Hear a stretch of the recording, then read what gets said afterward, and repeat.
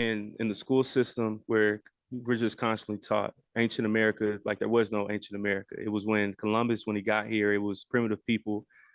They didn't have culture really. They were savages, all of these things. But from seeing all the lectures that you sent me, we're talking about a very ancient group of people who had culture, who had very advanced things going on for thousands of years. Why is ancient America not taught in the same breath that ancient Africa is talked about? Right. So I think that because we are like a dominating force in North Mm, America, and we have a heavy population over here, like 44 million or something like that. So it seems like when you look into the history, and you find out that we were over here, and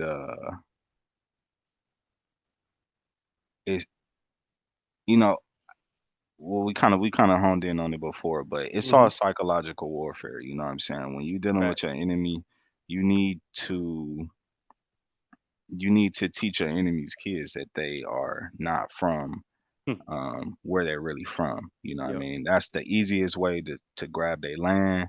That's Mm, the easiest way to grab their resources. That's the easiest way to grab whatever ancient knowledge they have on building or astronomy or, world view or, artwork or architecture. You know what I'm saying? You could mm-hmm. totally strip people of everything that they are by um, miseducating someone on who Mm-hmm. they are. I mean, if you just look at the situation right now, with the war that's going on between, uh, Palestine and Israel, you know, if the Palestinians were taught that they wasn't Palestinian, they would not Mm, be fighting for nothing. They would be like, facts. "Hey, we from uh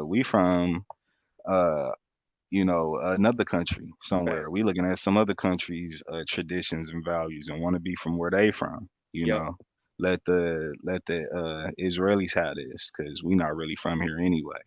Mm, You know what I mean? So we pretty much give up the fight because we think that we not from here. But it yep. seems like our ancestors, a couple generations ago, knew that we was from here, Mm, and yeah, yeah, yeah. So yeah, it's all psychological warfare, you know what I'm saying? Separating next generations from their inheritance pretty much. For sure, man.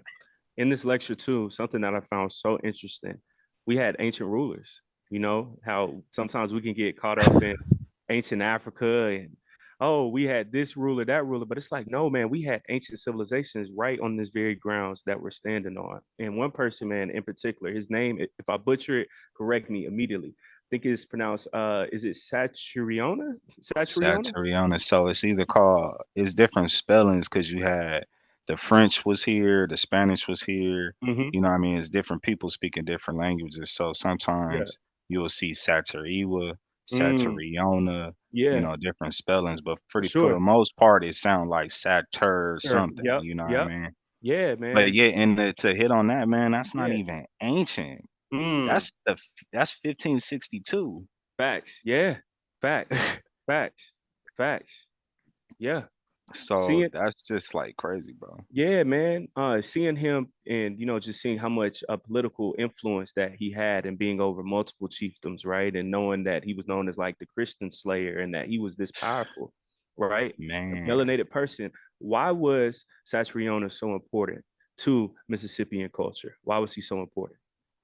Well, I would think I say that it's many of them that's really Mm-hmm. important because it's For not just sure. Satriona. Satriona had an enemy Mm. that was named Alada Atina, Hmm.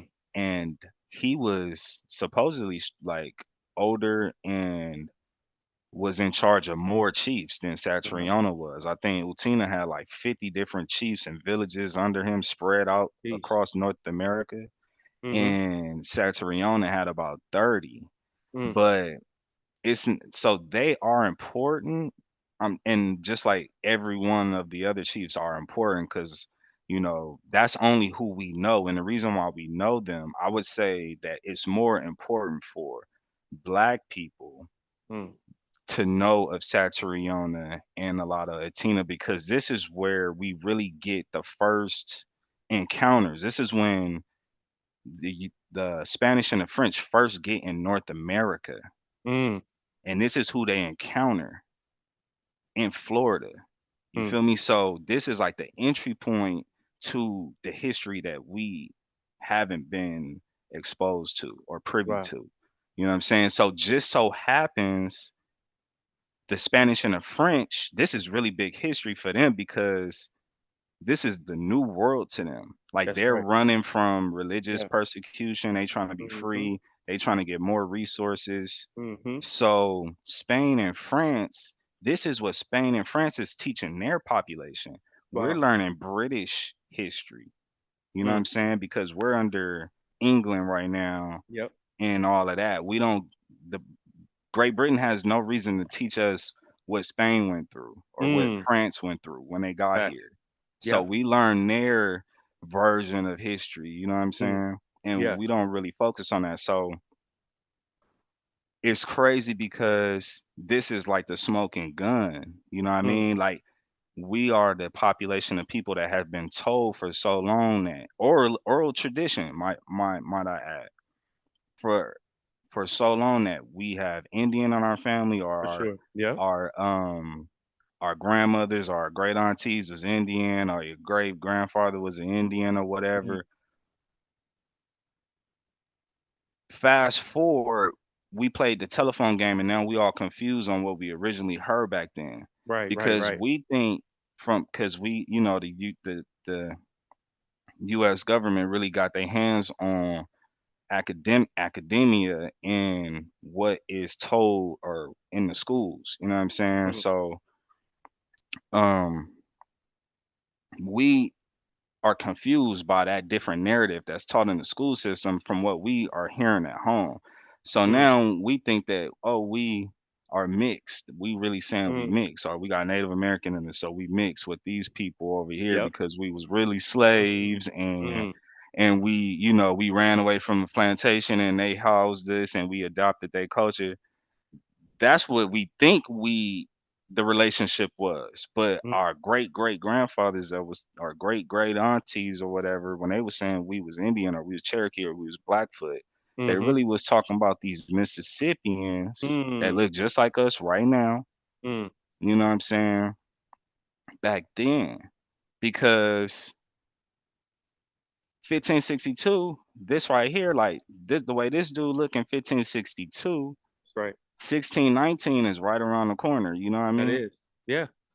Yeah. And supposedly when slavery is supposed to be cracking off, you know what I mean? So we Mm. got that slave, we still got the idea that we were slaves, and we still got the idea that we was Indians, Mm. but they tricked us though. They for real tricked us on the Native Americans because they explicitly say, like in the field of archaeology, that the Mississippians are a different population of people than the Native Americans, Mm. quote unquote, classified by the US government. Right. You know what I'm saying? These Native Americans is not mound builders. Mm. They not having effigy mounds. They not Mm-hmm. having like these different platform pyramid mounds that's aligned with certain constellations and stuff like that, and having different agricultural systems and mining silver and gold from the Appalachian Mountains and stuff like Mm. that. So, you know, we kind of really confused on what Indians we were, because we Mm. definitely wasn't. I was told that by my aunties and my great grandmothers and all that, that I'm Indian, I'm Blackfoot, I'm Yeah. Cherokee, Mm. you know what I'm saying? And none of my family members look like no Native American. Right. You know what I'm saying? Right. So but yeah, I think to get back to your question, this right here, like this for us is really important Mm. because it allows us to see where we've been lied at. You know what That's I'm right. saying? Because like if you look, oh, I'm gonna just stop it right there. I'll let you go for it. Oh, look, Miles. Hey, listen. Today you can cook, bro. You can cook. Okay, You for good. sure, You ain't gotta worry about slowing down. Hey, you got for more than sure, enough time, brother. for sure, for sure. Yes, sir. Yes, sir. But on that standpoint, right? my follow-up question to that, so it was actually perfect timing. Mississippians, right? Seeing you actually draw that line in your lecture that you sent over, because we've been taught about Indians, Native Americans. What's the difference between a Mississippian and someone saying Aboriginal, Indian, Native American? Oh man, that's a good question, man, Thank for sure. thank you. So like that's the thing right now, I think we kind of chopped it up briefly about like the different communities that's in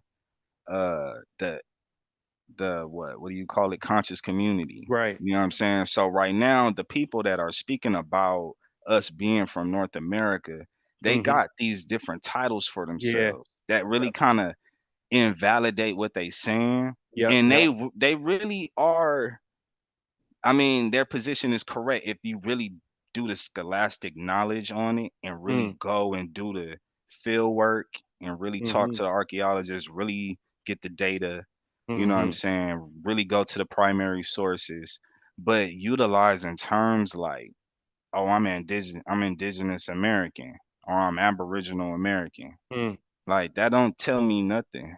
It mm, don't tell me where you from at all. It just tell mm, me that you first to one of the Americas, which is mm-hmm. north, central, or south. You know what I'm saying? Mm-hmm. But like say, uh when you really start naming things correctly, so say like when you're a European, right? Mm-hmm. You're European, but you can't just be you can't tell me you're indigenous European. Indigenous European. Like, Yes. Yeah. what the heck? What is Yeah. that? You know what Yeah. I'm saying? Yeah. You either from Ireland, which Yep. is Irish, or you from Scotland, which is Scottish, or you Mm, from, Poland, which is Polish. mm, You know what I mean? But us over here, we don't consider North America as Mississippi, which it mm-hmm. is though, Mm, because Mississippi deals with the Great River, the mm-hmm. Mississippi River that like runs north and south and like Yep. has a watershed that Mm, spreads into other states that mm-hmm. gives resources and everything to other states. Yep. So this is like Mississippi, you know what I'm Mm, saying? mm, So from the Great Lakes to the Gulf, and then from east to west, the Mississippi River is providing resources to this mm, landmass. Um, so then to get on my point, Mississippian is in archaeology, these are the groups of people that are Chickasaws, Choctaws, Cherokees. yep. You know what I'm saying? So if I'm talking to you and you tell me you Mississippian, I'm gonna be like, oh, for real, where you from? You know what I'm saying? You like, I'm from Choctaw country, I'm from Mm, Chickasaw country, I'm from Cherokee country, and I know mm, exactly where you talking about. Are you from Georgia or Alabama? Or yep. are you from Tennessee? Or are you from, you from Seneca country, or well, you from the Northeast? You know Mm, what I'm saying? We all Mississippians. You mm, know what I mean?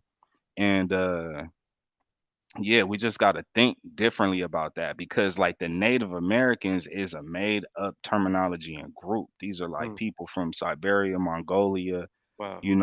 Russia, that part of the world that had nothing to do with anything that was going on with this right here. You know what I'm Mm, saying? mm, So the Mississippian terminology is the correct terminology for the group that is calling themselves FBA, or mm, calling themselves Aboriginal, Indigenous American, or whatever that is. You know what I'm saying? mm-hmm. That's the correct terminology for us to even proceed like on a legislation type of level. You know Mm, what I'm saying? Where we actually go in and we repatriate. Because right mm, now we talking about reparations mm-hmm. or what are the terminologies, but we had no nation, you know what I'm Yep. saying? Civil Like rights. civil rights, you know what I'm Yep. saying? Yep. So when people talk about like reparations, you also have to know what nations harmed who. And Mm, then getting deeper into that, repatriating is mm, when you get back to who harmed who and who mm, was actually who. You know what I mm, mean? So yeah, that's a thing that we need to address like immediately, really. That terminology that we use, because when we use black, when we use African American, that's all forfeiting everything. You know what I'm saying? Mm, Forfeit your history, forfeit your land. First of all, if I'm say if you Korean and you just want to say I'm yellow, you know, mm, then there's no Korea. yeah. There's no land. There's no Korean culture. There's It's no all Korean erased. food. You know Yeah. what I'm saying? It's Yeah. all gone after that, and it's Yeah. replaced with a color. You Mm, know what I mean? So yeah, for sure. That's something we gotta hit on real like quickly because mhm, the community be like cannibalizing itself where mm, they be like, oh y'all wrong. yeah. And you know, the indigenous American community, quote unquote, yeah, it's like that terminology is wrong, even though if you are kind of Mm, right about the history, like we could make a lot of moves if we just get real political and real historical about the situation and remove like all the different ideologies that we have. right. You Right. know what I'm saying? For sure. Miles, everything that just you presented was so interesting because for so many years, right, people are becoming more privy to our history, our heritage here in the Americas, ancient Americas, but nobody uses that term Mississippian that I see like on a vast scale. How did you start finding more research, more facts, information about Mississippian and not just about being Native American, being Indigenous American? Right. So you gotta dodge a lot of the hijacks. You know what Mm, I'm saying? You really got to dodge a lot of the BS. And luckily for me, like I went to school, I went to college, I mm-hmm, graduated with a BA in communication. I didn't go to mm, school for history, mm, but just being trained in like the methodology of research, you mm, know what I'm saying? Knowing how to go through databases, knowing how to seek for primary resources, mm-hmm, knowing how to like distinguish what's credible and what's not credible, what's peer yeah. reviewed, what's not peer reviewed, you know what I'm Mm-hmm. saying? Knowing how to like not focus on the person that's telling me the information and actually go to the sources Mm, of the information. So just having that knowledge with uh I've been with like the interest in just wanting to know more, you know what I'm mhm, saying? Um I think I always had like a question on like what is this real story with this Native American stuff? Because I'm mm, not mixed, you know what I'm mhm, saying? Like there's no one in my family that look like that. Yet we all my older family members is telling me that this is the case. Like mm. we really North Carolina. We got a family graveyard over here. Like we really Wow. consider ourselves Cherokees. You know what I'm saying? So I'm like, what is that? And just Mm, utilizing my uh like scholastic training on yes, sir. researching, I'm able to go into the different doors or whatever, you know, Mhm, and get the true accurate information and not mhm, just be stuck on what the master teachers told me. You know what I'm mm. saying? Because we Yeah. got in our community, we got like a real big problem with like master teachers and Mm, like just accepting everything that they tell us without mm, really critiquing, analyzing their information. You know what I'm mm, saying? So once you get past the Oshaquaces, once you get past like the Diops, and once you get mhm. past like um who is the other ones? Oh, yeah, we had John Henry J.A. Clark. Rogers, Yeah, Jay John Henry Rogers. Clark, you know what I'm Yep. saying? Once you get past all of that and you go Yep. into the Smithsonian, Mm, you know what I'm saying?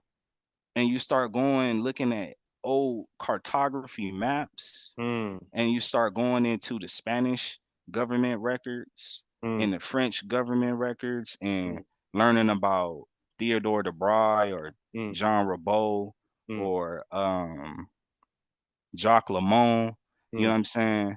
These are not people that we're directed to mm, to research. mm, But you know, I feel like me, I've started off with all the black stuff and I learned all the black stuff and what all the black people was telling me and I kept all the Indian stuff and mm, went to the real sources on what actually happened in the United mm, States. And that led me to Satoriana, you know what I'm saying? mm, Just so happens Satoriana is discussed in all the top universities. mm. and it's not being discussed in any of the HBCUs. So it's Mm, like, dang, you know what I mean? yeah. So Satriona, man, to your point, again, I just found his story so fascinating because we talk about revolutionaries, we talk about people who went against the system and those Nat Turners, if you will, Harriet Tubmans, but it's like 100, 200 years prior to that, 300 years prior, man, we had somebody who was already on that, defending it, yeah, right? yeah. Man, what type of warfare and strategies, like how advanced were they when it came to ancient Mississippi culture? So that's a cool question. It's this book right here, right? It's called Slavery in Indian Country. Mm, So what I'm finding out about the Mississippians, because what you gotta understand is that like we know about Kemet and like yep, that religious yep, system, Ma'at yep, and all that yep, stuff, yep, yep. but we don't know about like prehistoric Alabama or whatever, or what like the Mm. Mississippians was really believing in, like religious Hey, we wise on and the same page, culturally. bro. That was You know about what to I'm be my saying? very next question, Mal. So keep going. Right. So That's like perfect timing. it seems like from what I'm finding out, right, they had um it was almost like a religious thing to go to war. Hmm. So Hmm. your question was how advanced they was like in terms of like warfare, Yep. right? So when the Spanish and the French got here, a lot of Atina and Satriona was like pretty much at war with each other. They was trying Wow. to get the upper hand on each other, but they had like a spiritual warfare system, like a Mortal Kombat type of thing Mm. where, you know, when you look at the pantheon and you look at the different imagery of the gods that they was praying to, they would be running with like positioned on different artifacts with like heads, you know what I'm saying, in their Wow. hands. So warfare was like a real big thing for Mississippians, and it was really they loved or had what do you call it, a reverence for Affinity. Yeah. like hand to hand combat. Jeez. Wow. So they had when you could dig into the information, you know, they had several different mounds that was used for different purposes. You had like platform mounds for ceremonial purposes, mounds that were like positioned to align with the stars, you know what I'm Mm. saying? Hmm. Purposes like that, ball game purposes. And then you Yeah. had like battle mounds, you know what I'm Mm. saying? I didn't Where know they that. was Wow. battling on the mounds like hand to Wow. hand combat. Wow. So uh Wow. in terms of warfare, like this is the height of like socio political organization, you know what I Mm. mean? Like you really had armies, you Mm. really had like um advisors, chief advisors, war strategists, you know what I'm Wow. saying? And that can all be seen. I don't even want to just like let me go to this right here. So this is Theodore DeBry, right? Hmm.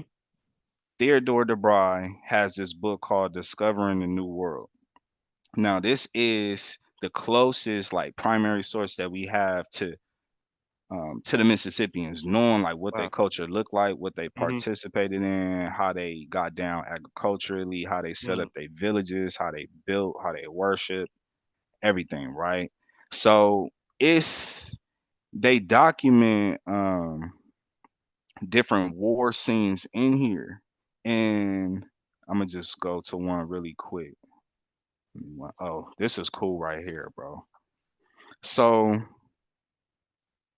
this is a scene right here where the French are maybe talking to Satriona or maybe talking to a lot of Atina, but they're talking to one of the kings. I don't know if you can see it, Oh yeah, for but sure. the French right here is talking to one of the Wow. kings right here. And they Wow. got this captive or someone that has been Mhm. disobedient and they executing him. You know what I'm Wow. saying? Wow. They execute, but he dripped the Mississippian king got this like really dripped out. Yep. like what you call it, like robe on, you know what I Yep. mean? I see the And he crown. tatted up, Yep. you know what I'm saying? Mm.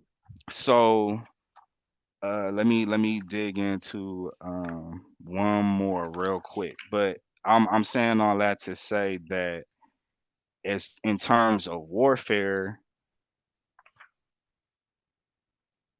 the Spanish wasn't able to defeat us here when they got here. Okay, I'm gonna Mm. put it like that. The Spanish wasn't here to defeat us. I mean, the Spanish got here, they couldn't defeat us. Mm. They was able to go to Mexico, they was able to go to South America, and they was able to trump Montezuma, they was able Interesting to point. trump all of that. Yeah. You know what I'm Yeah. saying? But when Interesting they point. got here, it was a Yep. different tenacity that they Wow. faced with the Wow. Floridians. Wow. You know what I'm Yep. saying? The Yep. Floridian Mississippians, Mm. and that was Saturniona. And they had a whole religious thing about going to war. You know, and at the Wow. time they was going to war with each other. They wasn't going to war with outside forces.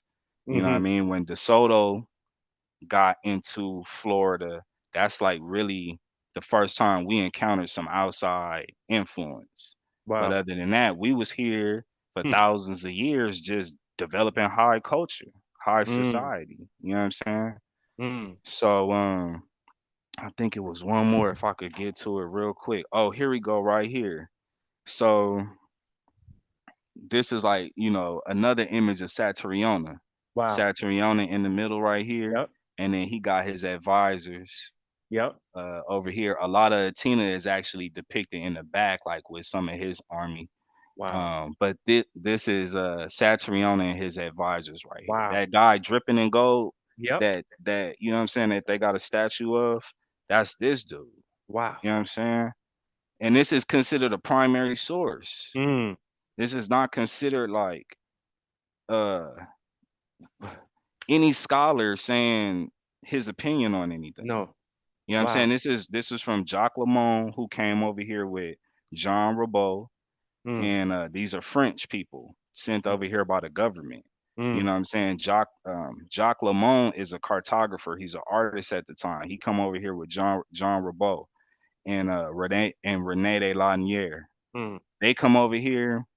They get into interactions with the Saturniona and his people, and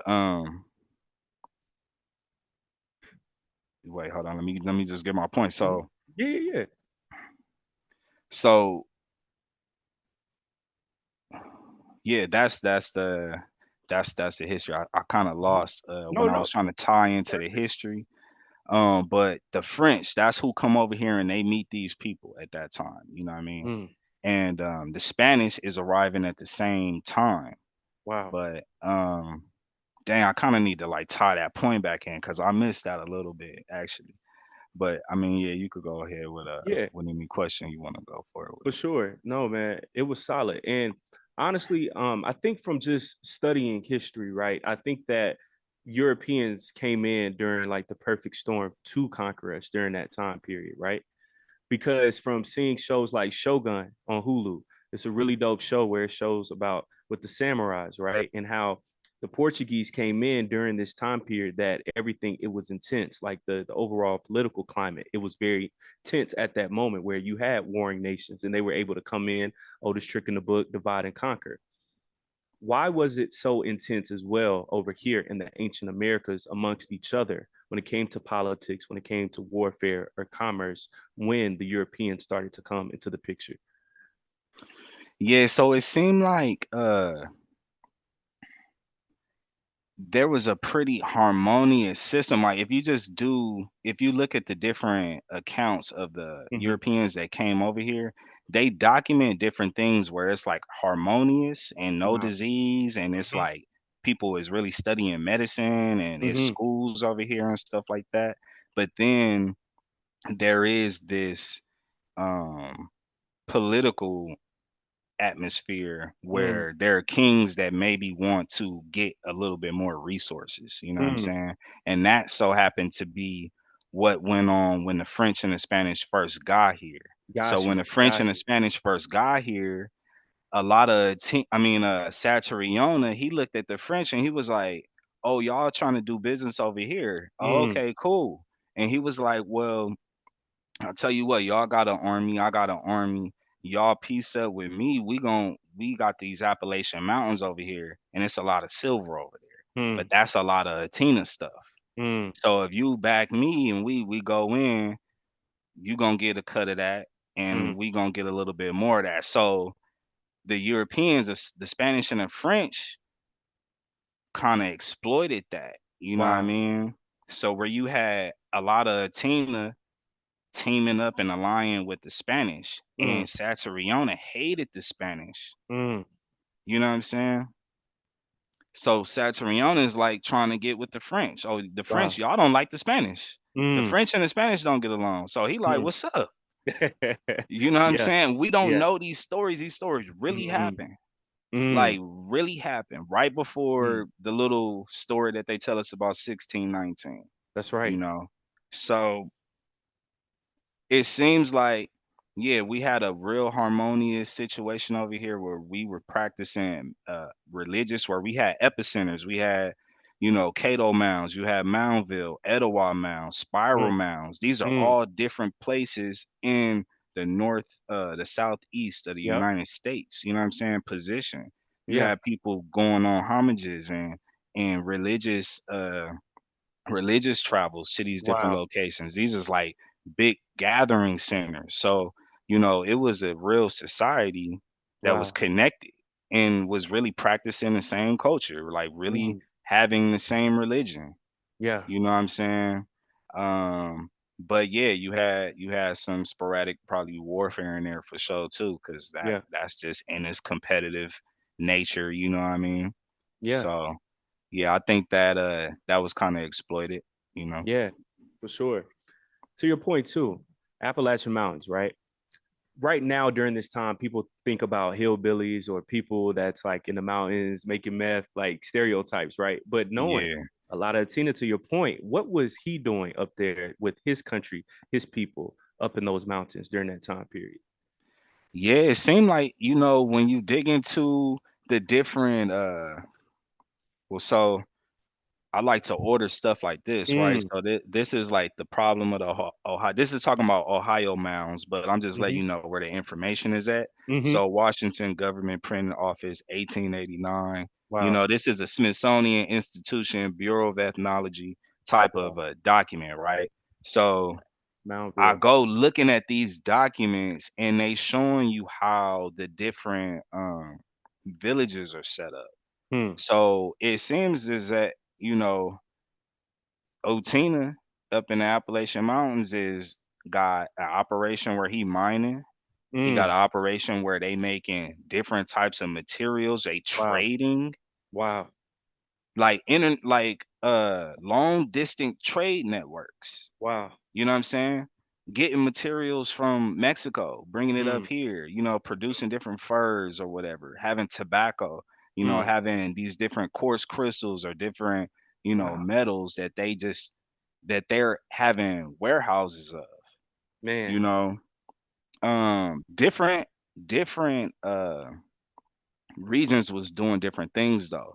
Mm-hmm. So like Dr. Keith Ashley at the University of North Florida, he kind of made that apparent. He has a cool um uh talk on YouTube. Everybody Mm-hmm. could check out. But he's talking about like the Mississippians and how they got this vast trade network and they're not cut off from anything going on in any part of North America. So Wow. you have people in Florida that are that consider themselves under the same culture, but they live in different because they live along the coastal line.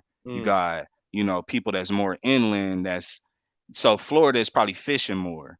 People Mm. more inland is doing more farming. Yep. People up here is doing this and that. You know what I'm Yep. saying? So that's really what's going on. And then you got trading going on amongst Mm. each other, Yeah. all that different trading.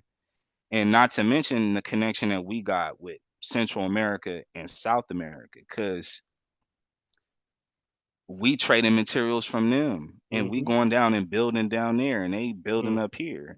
Mm. And it's just a vast connected thing that we have no knowledge of right now. You know what I'm Yeah. saying? Yeah. Trade and commerce, man, I find that so cool too, because it's like before we had stock markets, things of that sort, just a few hundred years ago, we were traveling already to Mexico, Central America. seeing that that was so advanced, how did those trade routes get cut off by the Spanish, the French, the British? How did they try to infiltrate and stop us from all of the trade when it came to the gold, when it came to the crops, things of that sort?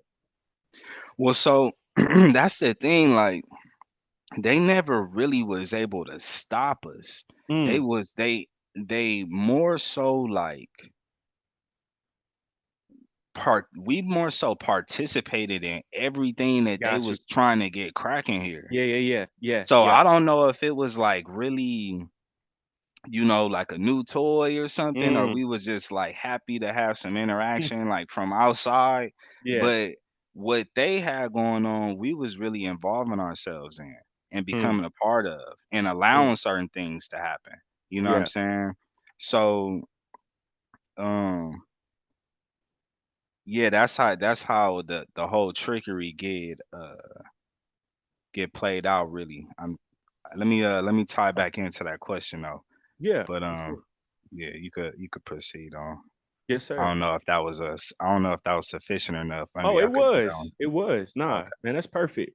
1619, man. We have things like the 1619 project. We have these projects being pushed. And earlier during this same conversation, you dropped the bar of, man, I think 1562 to 1619 is not that long ago. And for all the Nah, people that's going to tune in to this conversation, think about it. Some of our parents or uncles, aunties, they were born in 1962, and right now it's 2024. And these right. people are still walking around, they're probably 60 years old or in their Yes. late 50s, right? So Yeah, that's yeah. not that long ago, right?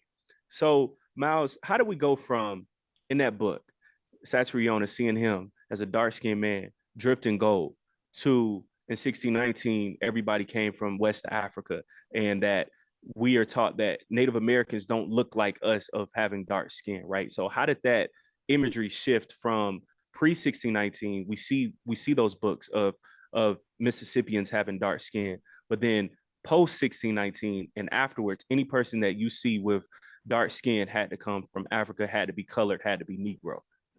How did that Yeah. shift Yeah, so that's I mean, it was a process, you know what I'm happen? saying? Really, and you kind of got to look at it in chronological order. Um so going back from 1562 when we got Saturniona and all this, Mississippian culture cracking to Mm-hmm. 1619, um, you really have to look at the history of the colonies. Mm, You know what I'm saying? That's super important for us to have like a real understanding mm. because at the time of 1619, let me go to this book right here, bro. Yeah, Oh for my sure. Let's God. do it. So check this out. So this is the cartography of North America, 1500 to Mm, 1800, right? mm-hmm. So we didn't lose knowledge of who we were for a Mm, long time. mm. It really was like after the Civil War, like the Reconstruction era, Got you. where they started changing information, and then you had I'm veering off, but I'm gonna get back Mm-hmm. to this. Yeah. After the Reconstruction, you know what I'm saying? They're now going into these different mound sites and they start to excavate the mounds and getting all this Mm, different information and they are creating like Bureau of Ethnology. They're creating mm, the Smithsonian like in mm. late Yep. 1800s. Yep. You know what I'm Yep. saying? So, but during the 1600s, bro, it's so hold on. Mm-hmm. Let me get into this, dog. Uh, that I got that one right there. It's so many different avenues into this information to know like what was going on. So you really have to look at the history of the colonies, you have to look at the history of trade and commerce, Mm. you know what I'm Yep. saying, to know what was Yep. going on. So we were Mississippians for a long time. If you look at this map right here, this is Nove Belgi 1720, okay? And they are depicting New Amsterdam. Like, let's see. Y'all could look this up. But I'm gonna Mm-hmm. just show y'all um the interaction between two parties, which Mm. is the local people that are here, us, the Yep. Mississippians, and the people that's the settlers that are coming here trying to do new enterprise, trying to do new Mm. business. So if you look at this map right here, let me put it in the Yep. let's see if we could bring it up. Yep. Hold on real quick. Dang, hold on. Okay, 1 second. Yep. Okay. So if you look at what's going on right here, right? So we have Hmm. this like sophisticated European, right? Yep. He is like basking in this new business that he got cracking. Mm. Now, if you look at the resources that's being hauled in, the inventory or whatever that they Yeah. bringing in by these workers right here, this is to more likely tobacco. Yep. Okay. So we study the economic history of tobacco. It's really what turned Europe into the power that they are Yep. today. That's right. Okay. So if you look at who is in charge, this is this is a woman right here.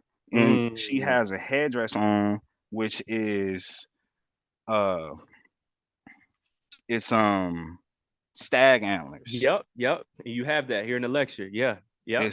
It's stag antlers, bro. Yep. Yep. So what we got cracking at that time. Oh, you still there? You good? Yeah. Yeah. Yep. Okay, cool.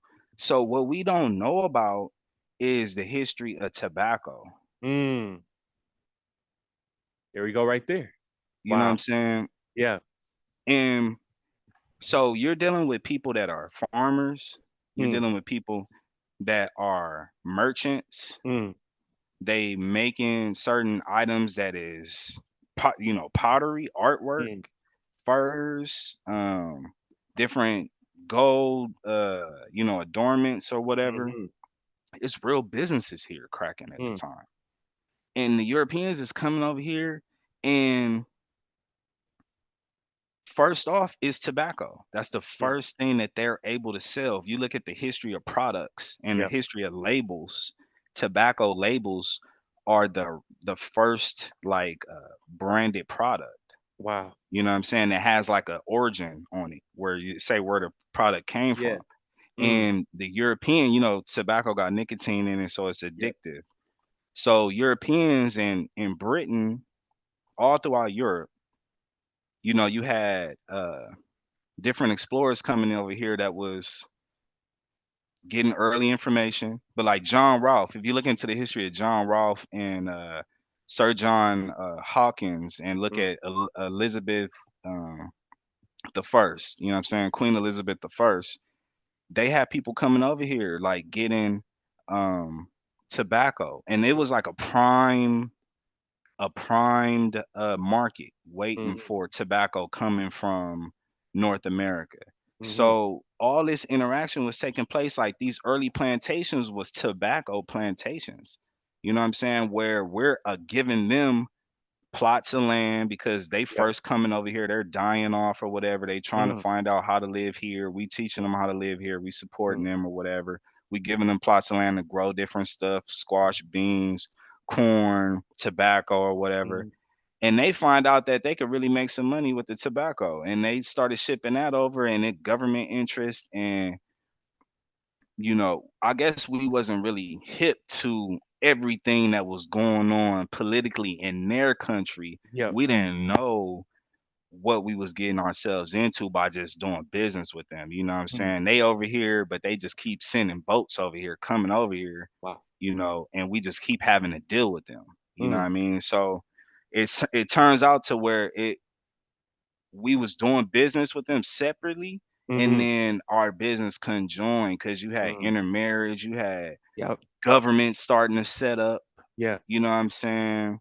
And we was moving away from our culture Mm. more and more so. It's this cool book right here called The Forgotten Centuries, Wow. where it got our imagery on it. You know what I'm saying? Wow. It's talking about the forgotten centuries, 1521 to 1704. And this is really where like you got the Cherokee villages, you got the Chickasaw villages, you got whatever, all these different villages that are doing, since they're having this outside influence, their culture and customs as they have more babies and the generations go on, they're Mm. moving further away from their ancestral culture and traditions more into a new type Wow. of culture and tradition, kind of how we are right now. You know what I'm That's right. saying?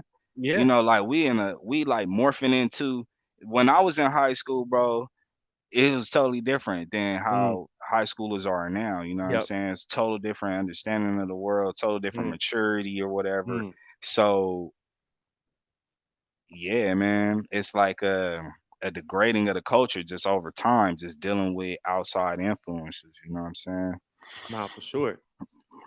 On that picture, right, in that book, you showed something that in this same lecture that showed itself, revealed itself of with that stag, with that headdress. Oh yeah, yeah. Yeah, man, seeing that, what did that just represent in Miles? Not only that, right? How do we know what to look for? Because I saw that knowing, yo, that's that stag that he was just talking about. And like sometimes if we go inside of like the Smithsonian museums, you would just think, oh, that's a slave or oh, that's an African, not knowing, check out what they're wearing, look at the gold, the headdress, all of those things. So how do we know what to find, what to look for?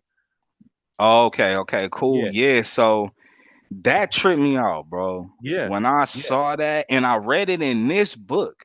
I Wow. read it in this book about what the Natchez do Mm, to their slaves. Like the mm, women have their slaves perform like feminine tasks. mm, I read that in this book. And mm. then I go to this book and I see a woman having her slaves In real action. perform a real Wow. action, dog. Wow. And she just so happened I went to Mm, so this is all cross referencing, right? mm-hmm, I went to the let me who was that? Because it was a school, the Institute of Chicago or something like that, that mm-hmm. had the field study review of all Wow. the different items that got excavated out of the mounds. Mm-hmm. And just so happened the same staghorn that Mm. she wearing on her head in 1720 is hundreds or thousands of years old being excavated out of the mounds. The same one. Like it literally looked Wow. the same. Like that's crazy. So that just tell me that's the Indian that my people was Mm, talking about. You know mm. what I'm saying? Like that's literally who the Indian is. You know, because yeah, man, that was a Yeah. trip, bro. That was a Yeah. trip. That's crazy. And I think that need to be like highlighted. That need to be Mm-hmm. like really discussed Mm, like by all the scholars in the mm-hmm. community. You know what I'm saying? Because there's a lot of scholars in the community, you know what I'm saying, that really hate the idea of us being from here. But Mm. when you just look at the real true facts, it's like we was here and we was here in like a real big way. Yes, Like we sir. wasn't TP'd up. We Mm. wasn't out here like in no teepees in the Great Plains. That wasn't us. That's like Buffalo Bill. That's who the U.S. government decided to create because the Smithsonian that was created around this time period, Yep. they already was like, yo, Mm. they got ancient Hebrew in these mounds. Yeah. You know what I'm Wow. saying? It's all different mounds that got ancient, the oldest Hebrew that they ever found. You know what Mm. I'm saying? So that they setting up these institutions, and now they got to set up education systems That's too right. to kind of That's get you right. away from this information. That's right. You know what I'm Yes. saying? So if you just look at, you know, the creation of Buffalo Bill, or you look at the Mm. all of that artificial or like fabricated history of the Native Americans. Like I'm Mm. not taking away nothing from Native Americans. They Yeah. migrated over here, they chilled, Mm-hmm. and they did they nomadic thing, Mm-hmm. but they didn't build none of the great cities that was over here, the Mm. monumental structures that was over here, the religion, all that stuff that's here in the mounds. That tobacco relationship, trade, Mm. commerce relationship was not the Native Americans. That was the Mm. Mississippians, black people that look like me and you. You know what I'm Mm. saying? So yeah, bro, Yeah. that's the confusion that we gotta kind of clear up, man. Yes. We trying to clear that up right now, man, today. So with those mounds, man, here in Georgia growing up, we got Dahlonega, Georgia, which is known for having mounds, all the gold, ancient gold, things of that sort, right? We Uh-huh. had like our own little like gold rush in North Georgia. Our families growing up, you would hear stories about us being true to this land, native to this land, right? And also, Yeah. we have mounds everywhere. So here in Atlanta, right, all the people that's from Atlanta been to Atlanta, you would know about 285 West, not North, rather. If you take 285 West, there is this big mound that is on the Chattahoochee River, which Uh-huh. splits up downtown Atlanta, right? Yeah. Bro, this mound, Miles, when I tell you it is massive, it's huge and it's layered, and it's like literally placed right on top of the river itself, which shows that these ancient people were spiritual, they were very advanced, and this mound is very, very big, right? But Hmm. every single day, man, when I just drive past it, I'm like, we have so much history with when it comes to Mississippian culture that we just look past and is right in front of us. And now they use it for like waste management. So Oh, a very ancient mound has waste management on top of it that's oh, literally positioned right on top of the Chattahoochee River, which was a major river for all indigenous people, right? So right, right. how do we try to actually get back in touch with this history that is it's like literally right beneath us that we're walking over it every single day, we're driving past it every single day, and all they do is just tell you, oh, it's a hill or it's just this, but we have ancient pyramids right in front of us that we aren't even tapping back into. So how do we Yeah. try to tap back into this great information? I feel like really it need to be like a hearing, you know what I'm Mm, saying? Like a hearing of the scholars, yeah. you know what I'm saying? Because there are certain scholars that perpetuate or Mm, push yeah. narratives in Yeah. our community. And Mm, it's not hard, like, bro, I got so much like I it's so much information, like mm, real books that was written in the 1800s that mm, explicitly explain who we are. All the people need to know is that it exists. mm, You know what I'm saying? We haven't had the opportunity to analyze it mm, and look at it and have anybody really acknowledge it.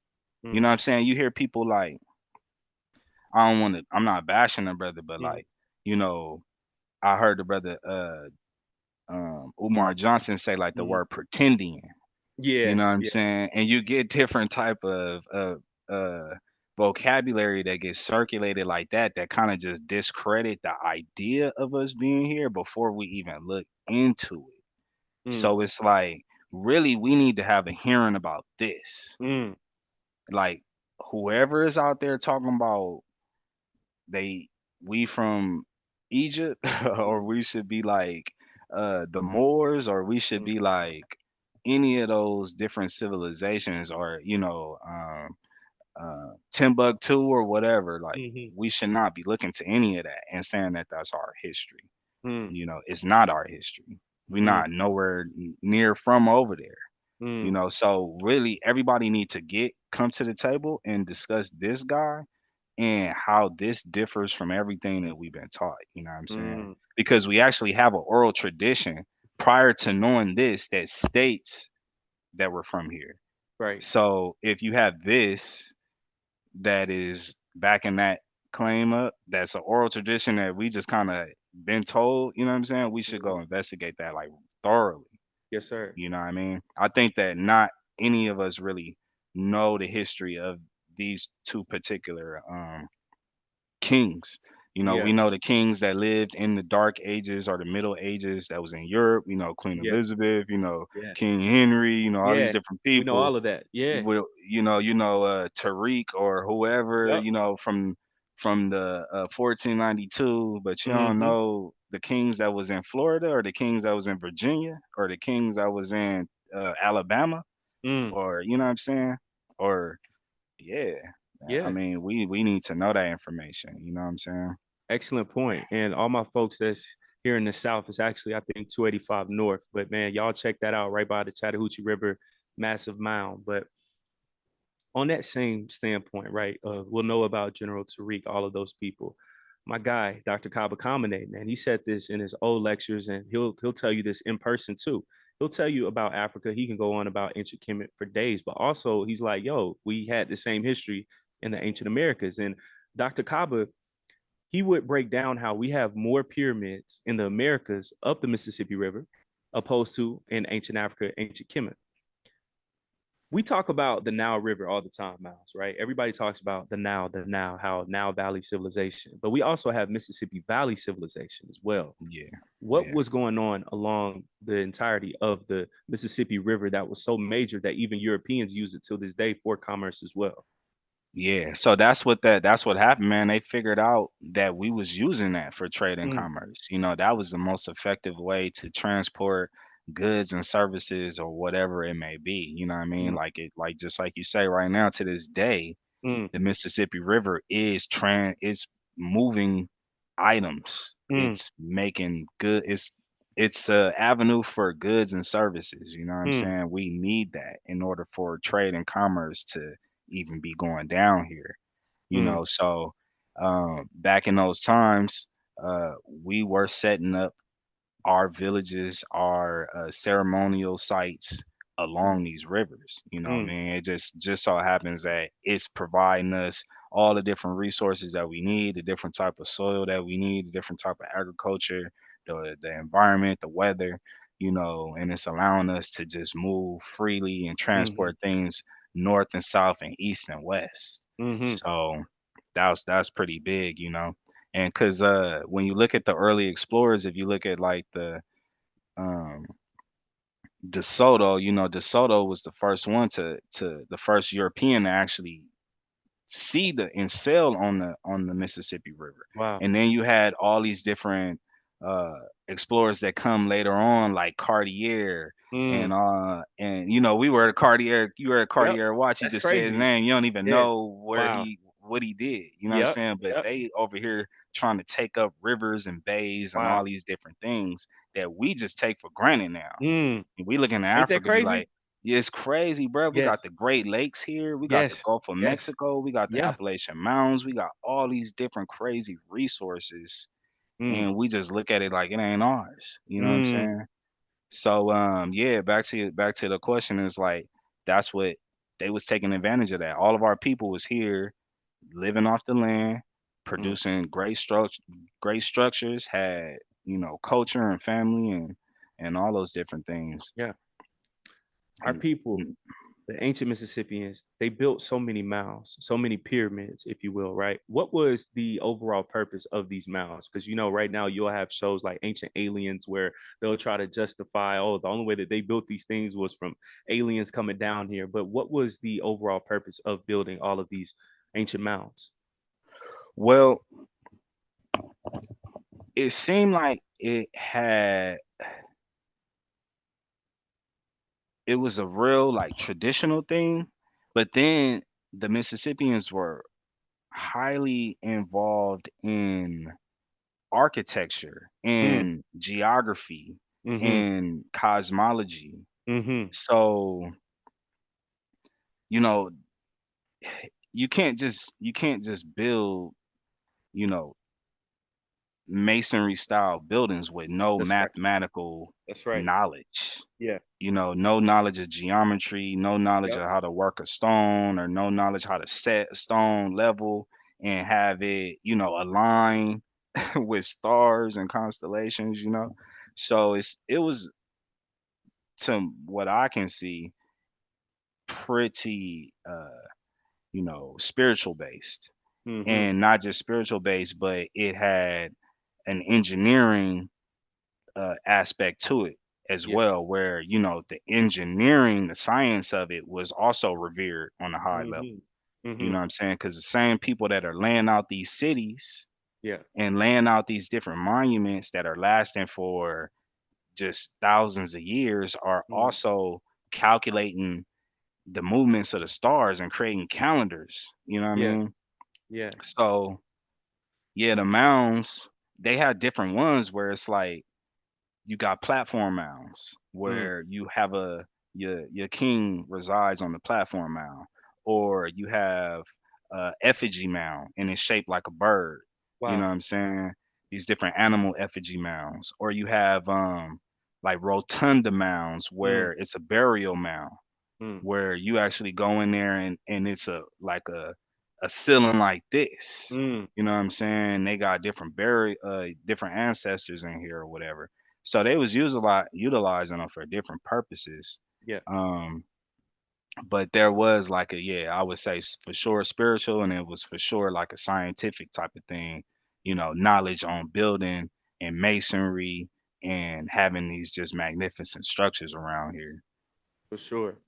Miles, and all the stuff that you sent me, man, I was reading it over and over and over again, just truly fascinated. And one particular part was seeing how one chief, one king, during those times, a few hundred years ago, if you really think about it, which is like crazy to say, was able to build a very large structure that could fit up to, I think, around 1,000 to 2,000 people in there, right? And right now, we talk about the Roman Colosseum and all this stuff is so cool, but our people, man, we're building things that could seat basically a stadium right now today.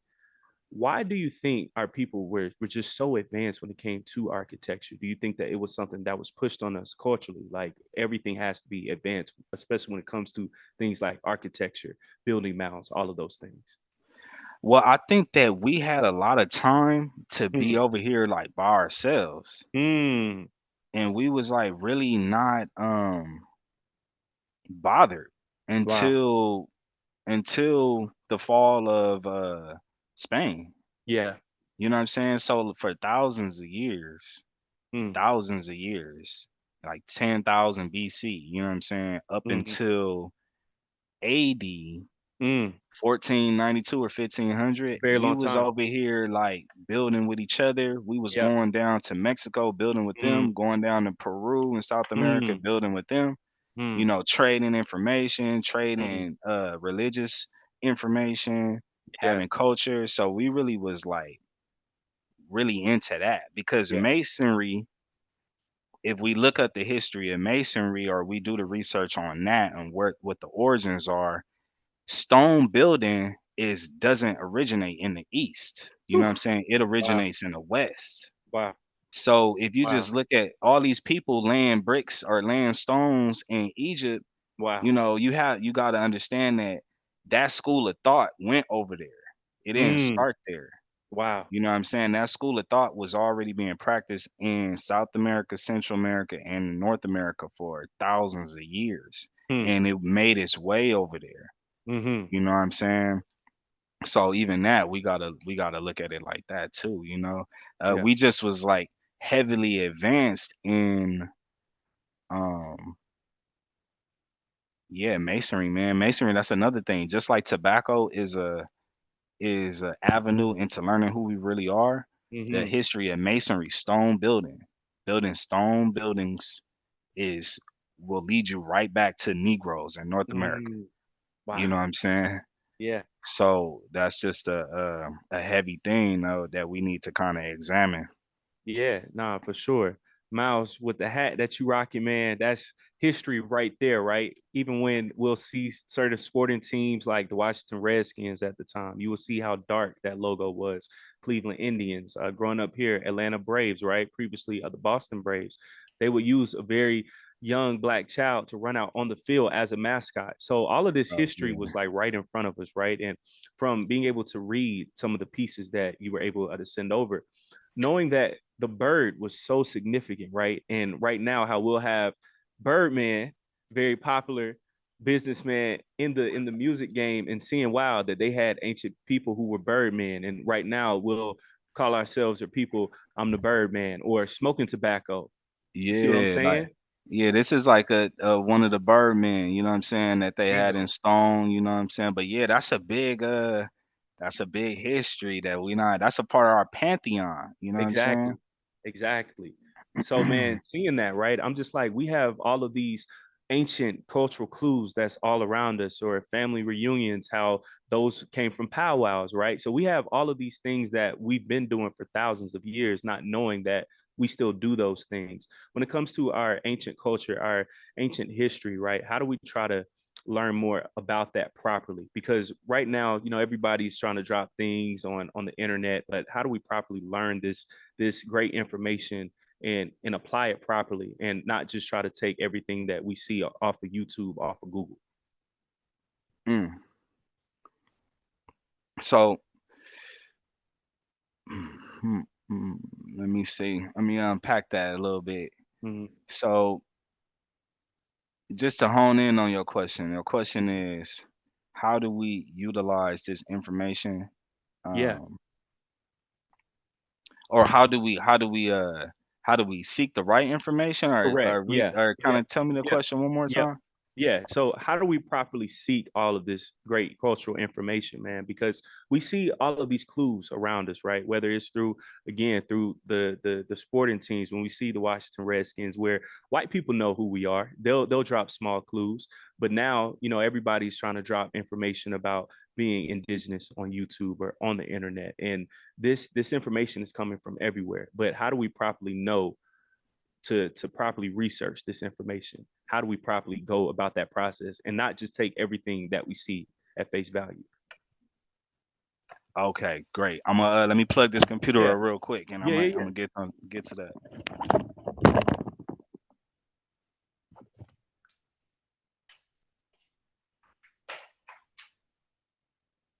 yeah.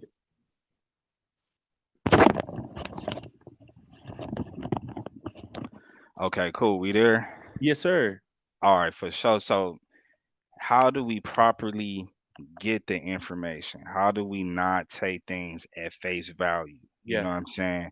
And that biggest thing that we need to know is that there is a standard to researching things. Mm, We need to be informed on how to actually research, know what a primary source is, know what a secondary source is.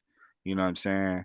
Um, we need to have that knowledge. Otherwise, everything is just hearsay. You know, you don't mm, if you don't really know how to critique um, information like scholastically, mm-hmm, like peer review type of situation where mm, you have these individuals that are accredited in their field, mm, and all the information, all the data is collected, and then it's all analyzed, and then it's considered a peer review document. We need to know about all those different processes and different levels of acceptance when it comes mm-hmm, to reviewing people's information.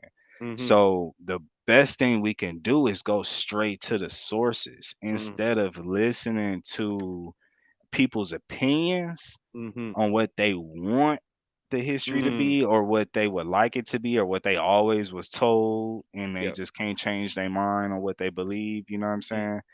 We need to go straight to the information, because you got no time to deal with people's personalities, or people's like cognitive dissonance, or mm, people's like um refusal to just release their old beliefs for new, more improved, more accurate, thought processes or whatever.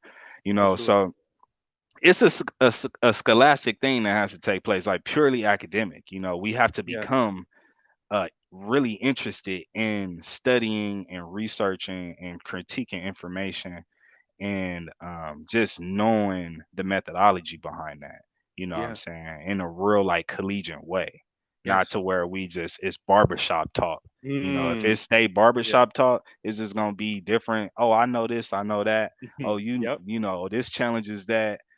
Mm, No, you gotta really go get the data, go get yep. the Mm, everything that's in the Smithsonian. You need to know about that. You need to know about all the different publications that was put forth on the findings of mm-hmm, everything, you mm-hmm. know. Yeah, and we need to know US history. We don't Yes, know sir. US history. It's crazy. Yeah. It's crazy. We really don't know it, man. Like, And we right here. for real. We right here. We don't know Yes. what happened in the early US history, Mm, the 13 colonies, and how the 50 states came into being. We mm, don't even know how that all took place. mm, So, yeah, the history of trade and commerce, the mm, history of tobacco, the history of all that stuff will lead us right to where we need to be at. for sure. Because right now we know different things that Mm, happen in other parts of the world, but mm-hmm, it doesn't have nothing to do with our story right here. So mm, if you ask somebody that's talking about the Moors, how does 1492, or who were we before 1492, they're going to say that all of us here mm. was in Spain. Yeah. No, Yeah. we I see. wasn't. I You know see. what I'm Yeah. saying? Yeah. That's their story. Mm. We know that. We should know that because that's the point where our story is now affected because we got some travelers coming over here from that whole altercation that happened over Mm-hmm. there, but that's not our story. We wasn't even over there. You Mm. know, Egypt, we wasn't over there. Maybe some of Mm. our architects was over there Mm. teaching, Mm. Mm. informing people on how to lay these stones right, Mm. but our whole society was over here cracking. Mm. You Mm. know what I'm saying? Really Mm. doing stuff, having a real village lifestyle over here, like Mm. real good village lifestyle. So yeah, we got to get real serious Yeah. about looking at our history on an academic level and really searching and seeking out the primary resources, the primary sources. You know what I mean?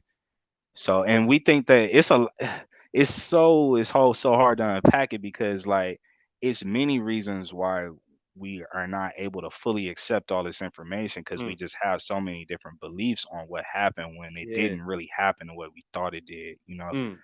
So yeah, just even that, like, even saying white people, you Yeah. know, there's when we look at when we say white people and we're trying to look at history, you're not going to be able to do that because you can't look. There's no white people at that time. There's only Mm. there's the British, there's the Yep. Spanish, there's the Yeah. French, and they don't get along. Mm.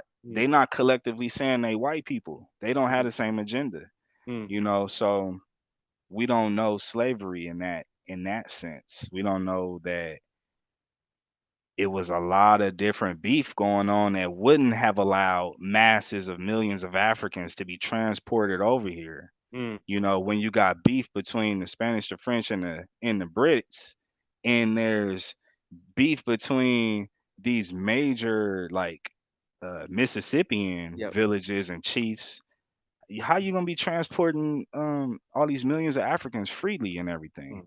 You know what I'm saying? So, oh, and not even to mention, okay, so the let me bring this up. So just Mm-hmm. having a clear understanding of slavery, right? So Mm. if we look at Abbott Emerson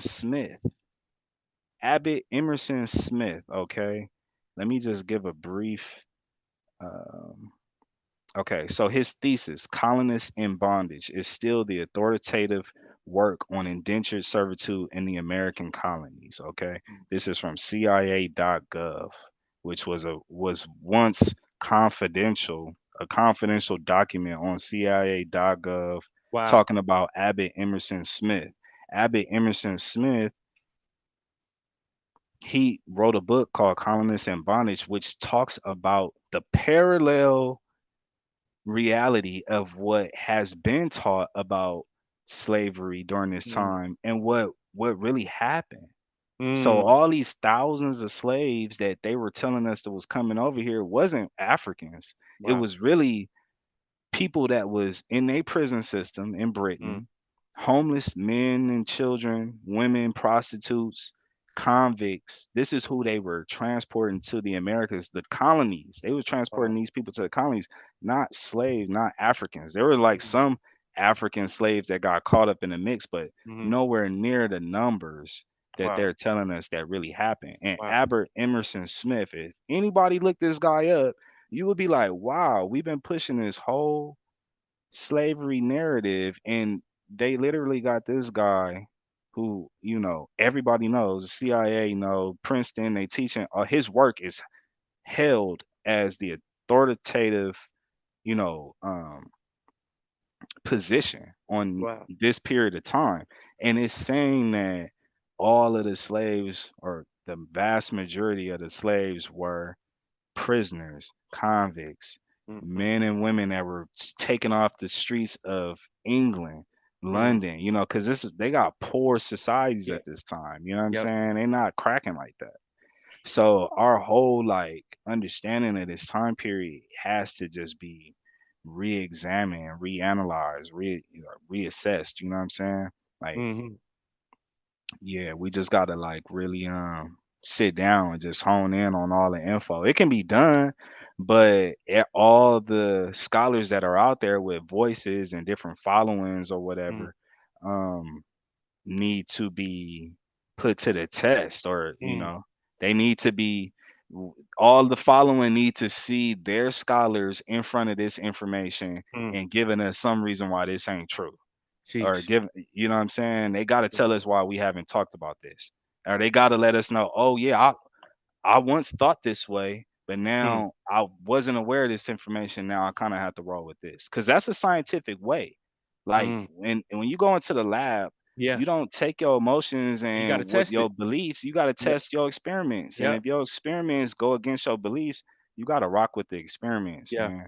You know what I'm saying? So us, that's our problem, where we so emotionally involved into this victimized mindset and Mm, history that we want to be ours, which really wasn't ours. You know what I'm mm. saying? So yeah, man, it's pretty deep, bro. Yeah, It's it pretty is, deep. man. It is, bro. And spirituality, right? We often again think of ancient Kemet, right? But also in the ancient Americas, we were very tapped in.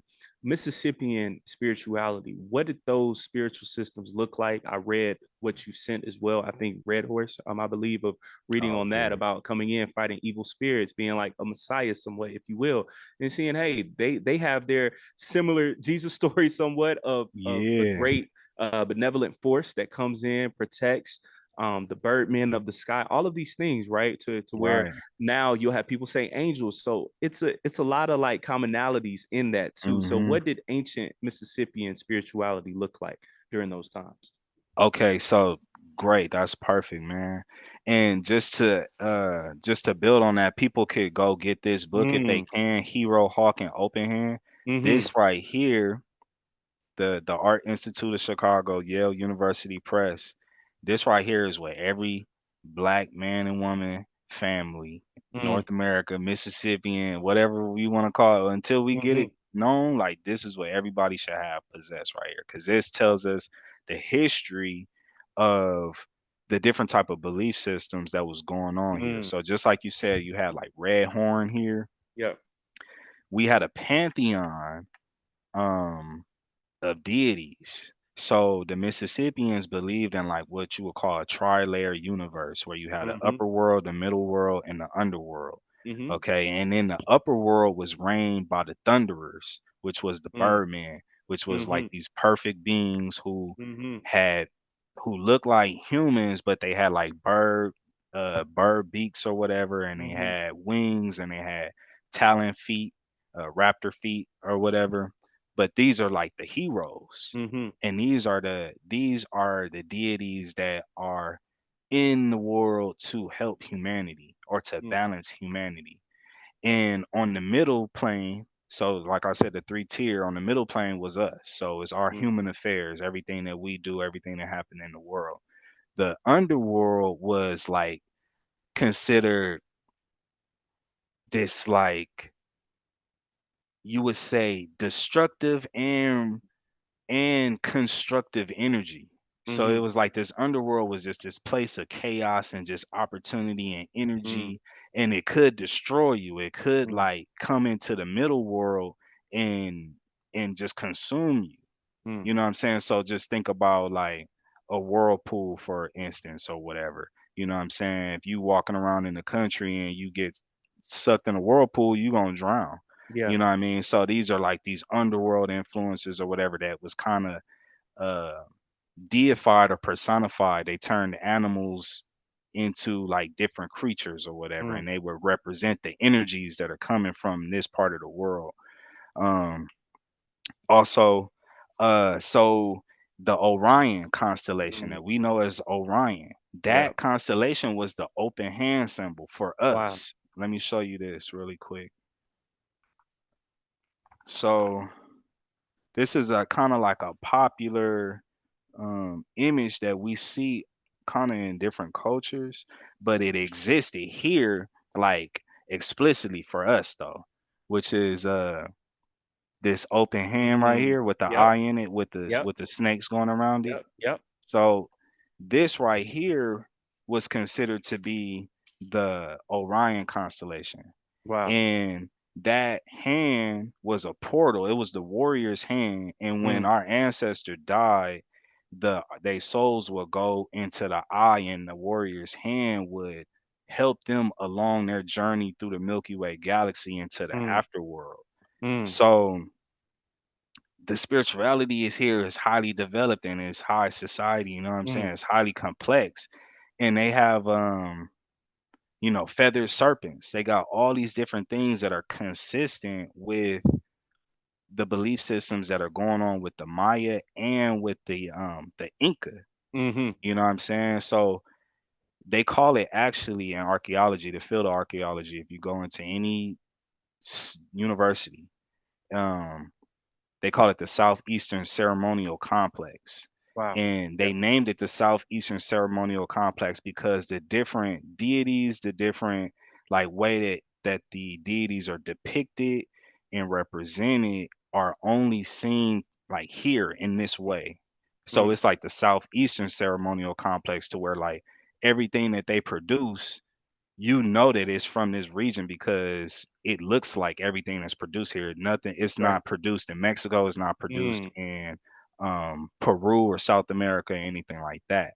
So the belief systems is concurrent. It runs parallel with everything that's going on in Central and South America, but we got our own take on it. We got our own expressions. We got mhm, our own like ways that we depict our deities and such. But in this book, bro, they explicitly state that the Mississippians and the Native Americans are not the same people. wow, Like yeah, they explicitly wow, state that in this book. wow, I highlighted. I don't know if I could go to it real quick, for sure, but the remember when I was telling you about, oh, so like check this out, bro. So remember I was telling you about like the warfare, like the yep, hand to hand combat, like stone tools, the Stone Age, like in North America, is crazy exquisite. Like yeah, if and you that's go very into, detailed, it's very yeah, detailed. Working with stones, the way that they was working with stones, it's just the most advanced in the world. Like if you look at our stonework, if you look at our pottery work that they actually got, it is like it's on the highest level of anything you ever seen that they mm, popularized. You know what I'm saying? If you look mhm, at the Greeks or the Romans or whatever they got in the museums, when you look at our pottery is like second to none. So mhm, I'm gonna show you like some of the oh, yeah, pottery for work, sure, mhm, you know what I'm saying? But this book just show you the different things that was going on in terms of religious the religious aspect, and like how they express themselves in that way spiritually. Like mhm, even the what we call the swastika, yeah, hey, you I know what I'm saw when you had saying? that, yes, sir, yeah, Yeah, so I yeah, wear mhm, this, yeah, and this is seen all over the world, but the that's most right, ancient sites that have been found is in this part of the world. You know what wow, I'm saying? Really excavated out of the mounds, mm, okay? And from what they state is that high level chiefs would wear this emblem, and it's all interpretation right now. mhm, So really nobody could say what it was, but really all we could do is look at the information that's provided to us and then kind of make mhm, our educated interpretation on what we seeing. mhm, But from what we know about this is that um it dealt with like energy. And mm, so the Mississippians was really into like magic, you know what I mm, mean? Or like the idea of magic. mhm, So just how we have the three tri-layer universe, remember when I was speaking about the Saturniona, when he go to yep, war, they got their advisors. yeah, So when they yeah, have their advisors, they have this scene, bro. Let me check this out. They got this scene in Theodore DeBry's book where the advisor uh throws down his metal shield on the ground. He puts some symbols mm, around the shield, and then he start contorting himself and mm, like eyes rolling, and he mhm, starts seeing the future. And he wow, tells Utina, I believe it's Utina. He tells Utina what he needs to do strategy wise in order to be successful mm, in this war brigade that he about to go on. So the kings would go to their magician or their Mm, advisor. The got you. Yeah. advisor, the magician would look into the different realms and advise the king on how to make a play. Mm, This is considered where it's like a vortex to where you are mm, a portal or whatever wow. that allow you to go from different past, present, future and Mm, see the future and be a strategist. So that's kind of like why I wear it, you know what I'm yeah. saying? Because I'm looking at it like that, like, I'm not stuck in the present. I'm not stuck in the past. I could see the future, the present, and the past. And with Hmm. all that, with that ability, I can make the best decision for myself, for my people, for whatever, you know what I'm saying? So Yes, that's sir. why I wear the spiral. That's heavy, But man. let me just back that up where I Yeah. actually show you this scene where they caught where they depict that particular little seance that I was speaking about. Give me 1 second if I could Hmm. find it real quick, bro.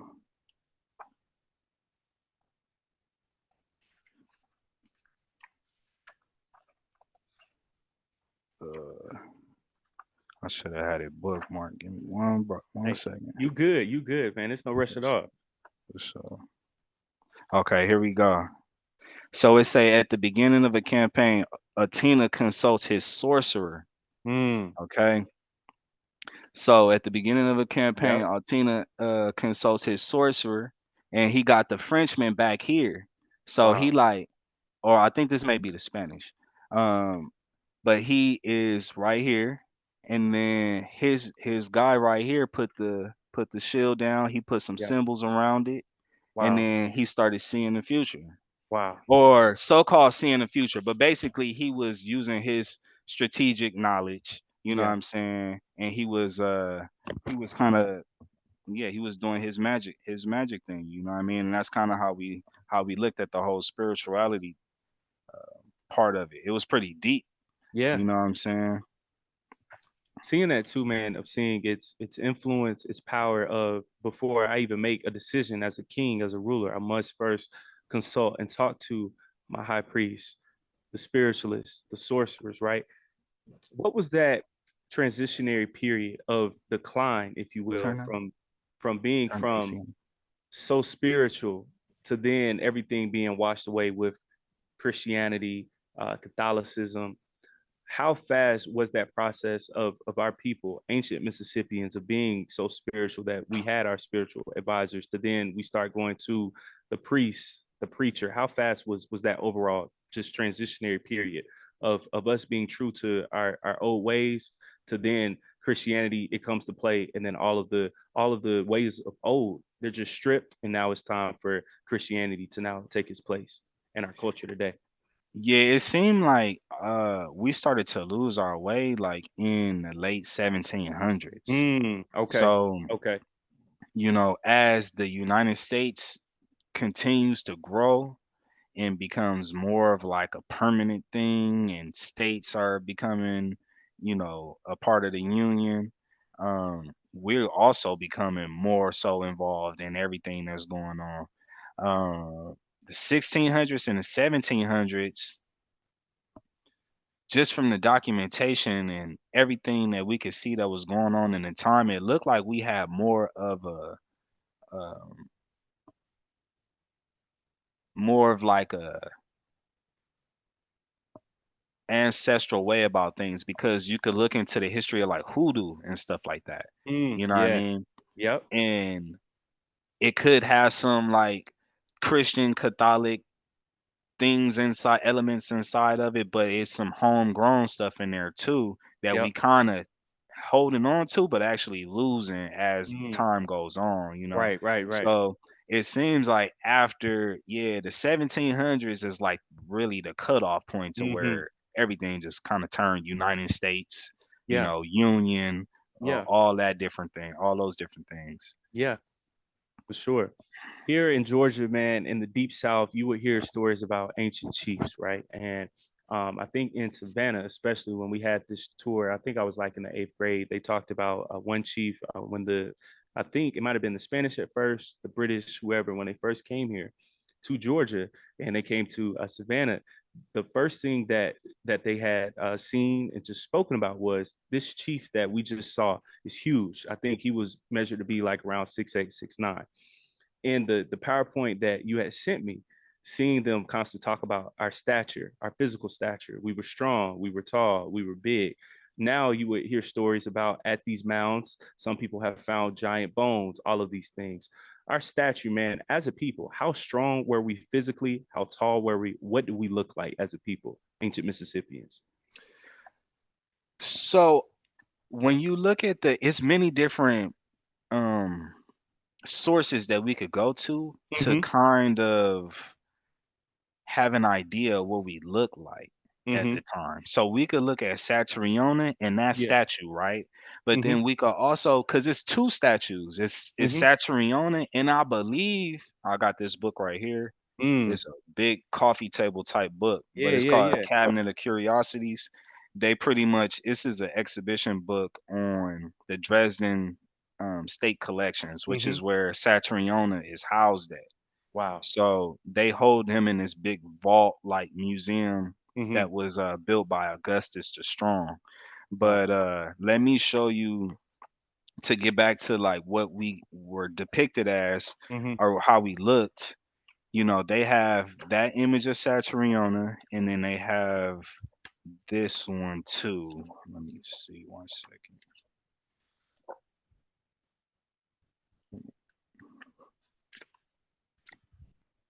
'Cause-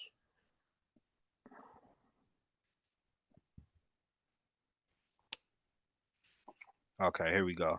So this is a different king. Like so it looks similar to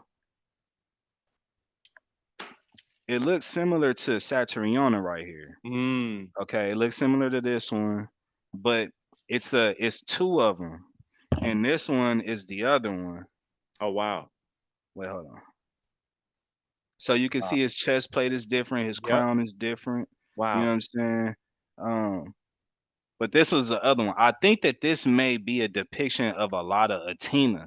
Okay. But so the reason that we know that this is Saturniana is because they actually did like a whole thing on it, like the British Museum or the Metropolitan Museum Mm-hmm. actually did an article on how they know that this guy is Satriona, the guy Wow. that's in Theodore DeBry's book, and they know that because of the tattoos. So Mm. the tattoos that's on the sculpture is the same tattoos that's actually in this book. Wow. You know what I'm saying? Yeah. So they identify him like that.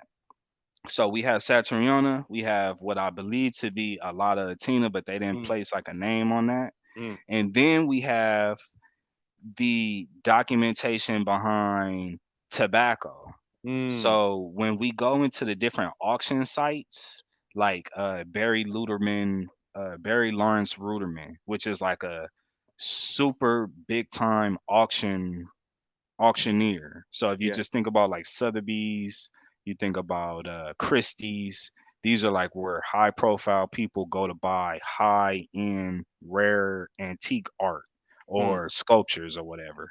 Mm. So when you look into the history of tobacco, they got the oldest sculptures on auction Wow. of like tobacco merchants, Wow. which are people that look just like me and you. You know what I'm Yep. saying? You could look at on these sites and these pieces are going for like 10,000, $100,000 or whatever. Mm. But you can look there and see that black people look just like black people back then. Mm. You can look at the different cartography maps, the Mm. history of like map making. So they would put the population of people, like how I showed you where the lady Yep. was like instructing, they would Mm-hmm. put a map of the area, they would Wow. draw like what they like see there, and then they would put like how the people are acting or dressing, the habits of the people, the culture there or whatever. So we could look there to see how they depict the Mm. people. And there it's all cross referencing, it's all running parallel with each other, you know what I'm saying? um how many different, let me see. Yeah, man, it's different places that we can actually look to actually validate and say, yeah, this is consistent with this consistent with this. is Mhm. consistent with this. You know what I'm saying? Mhm. It's way different than like even looking at Egypt and you looking at all these different like, you know, Arab looking images, or you Mhm. may have some people that look like they from the Sudan, or you may Mhm. have people looking like you know, the Roman when they start to like Yep. put they twist on things. But Yep. like really when you look at these different areas like tobacco, or you look at maps, the history of maps in North Mhm. America, you're Mm. gonna find consistent information. Oh, and another one, bro. Um, the personification of the continents, which is like Mm. a really big thing. Yeah. It's this scholar by the name of Marion Romberg Mhm. who went all across Europe to these different cathedral churches like that were built in the 1600s and the 1700s, and she documented um okay, so you know how you go into a cathedral church and you look into the ceiling and they got this picture. Yep. So many times uh the churches will have this painting of the continents adorning Jesus Christ. Mm. So the personification of the continents, anybody could Mhm. look this up. And what they do is they personify Africa, Asia, Europe, and the Americas. Mm. So they take one image of a person, Yep. they put regalia on them, make them a king or whatever, and they say this is Africa or this Mhm. is Europe or this is the Americas. And every single time you look at the Americas and how they depict them, either in the sculpture inside of these cathedral churches or they have a painting inside these cathedral churches, you will see America always black, always with a straight up feather crown like Mm. this, always on riding an alligator or riding a dragon, or you know, dark skin for sure. Mm. Like you're going to see America personified in that way. So that's another area that we can validate our story here, Mhm. because all these different things are happening independently of each other, yet Wow. they're Yeah. connecting the story like seamlessly. You know what I'm saying? Yes, sir. Wow. Hey, that's excellent, man. Miles, bro, you've been great. I probably only got like 3 to 4 more questions for you, man. Hey, you've Oh, been for flowing. sure. Yes, For sir. sure. Appreciate A it. nationless people, right? In the Yeah. PowerPoint, reading that paper genocide. Walter Plecker, what type of influence did he have on us being reclassified and declassified to being colored? And there's either white or colored, and not indigenous, not Mississippian. What impact did paper genocide have on us as a people towards our heritage, our history, all of those factors? Culture too. Right. So, you know, that's a whole big thing. Like in the start of the conversation, you know, Mm-hmm. that's the start of the whole psychological warfare, the Right. operation on the people is Right. actually crossing this stuff out and, you Mm-hmm. know, making it act like it didn't happen. Um, like right before Walter Plecker, you know, you're gonna hear about all these different areas that were black populated, Mm. that had really nice old school, you know, stone buildings Mm. or whatever. All these different communities start to be erased. These Mm. Cherokee communities, these Choctaw communities, these Creek County communities, Mm. you know, back when you, I don't know if you ever seen the movie Rosewood. Oh yeah, for sure. For sure. Yeah. Rosewood. This is Yeah. a black Indian community. Hmm. And they telling you that they want to erase this community because they just hate black people or Mm. slaves or whatever. No, but these people, this is they land right here. They Mm. really got buildings that they want right here that they Mm. built. You know what I'm saying? Um, so you could look at Walter Plecker and see like there's like an antagonist group that's going against us here, building these small communities like Rosewood, where Mm. we trading with each other, we building, we got schools, we got our own churches, we Mhm. got whatever for our own community. They don't like that. You know what I'm Mm. saying? Yep. And at the time, you can't be an Indian and also be a part of, be a citizen of what is Mm. now forming a greater United States. You Right. either have to be a part of their Wow. what do you call it, classification, Yep. or Indians is outcasts. Like it ain't no Wow. Indians in this government. Wow. Like you got to conform, and Mhm. you got to, you know, change your identity.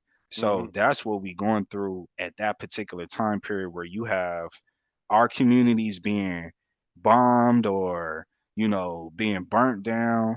They trying to infer intimidation and you can't be an Indian no more. That's why a lot I feel like I've heard it talked about in a community where, black people's older generation didn't want to tell the new generation that they was Indians because Mm. that'll get you killed or Wow. that'll get you strung up. That'll get Wow. you, you know what I'm saying? Some type of violence will be done, Wow. or coercion will be done against you, Mm. So they wanting us to be colored because the that's the slot that they have for us here. There's no Mm. slot for our own national parks. Yeah. Why would Wow. we have our own states?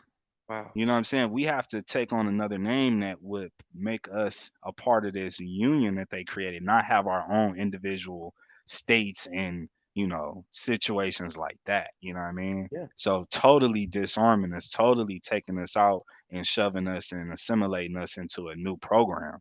You know what Mm. I mean? Yeah. Man, But I Walter find that. Plecker was instrumental in that where he's able to actually take the census and uh, amend it, cross out Indian, Mm-hmm. put colored. Like that's really what the dude was doing. Mm. Like all of us that was classifying ourselves as Indians, boom, they take our birth certificates, cross that out, put a C. You know what I Mm. mean? Or put black. Mm. You know what I'm saying? This is not an Indian. That don't exist no more. That terminology don't exist. See. Those benefits, all those different, you know, different what do you call it, like privileges that Mhm. a person that's from here should have, like their own county, Yep. is gone. That county is now part of this higher, bigger municipal structure. You know what I'm saying? Yeah. Man, So Miles, man, I found that so crazy too because you mentioned Rosewood, right? About Tulsa, Black Wall Street. They try to drop small crumbs of, hey, these people came from the Trail of Tears and ended up here in Oklahoma, right? And to that same standpoint, Black Wall Street, that was torn down, of course, rebuilt, but it was torn down, Rosewood torn down. What impact did the Trail of Tears have on ancient Mississippian civilization and culture to where some of these mounds were left deserted? What impact did the Trail of Tears have on our people? yeah, I think that it moved us, some of us around. I think a lot of people stayed where they was Hmm. and Okay. decided to kind of just play the game. I You see. know what I'm I see. saying? But I think that the people that did go and move along or whatever, I think, yeah, they was just taking business knowledge and everything that they already had.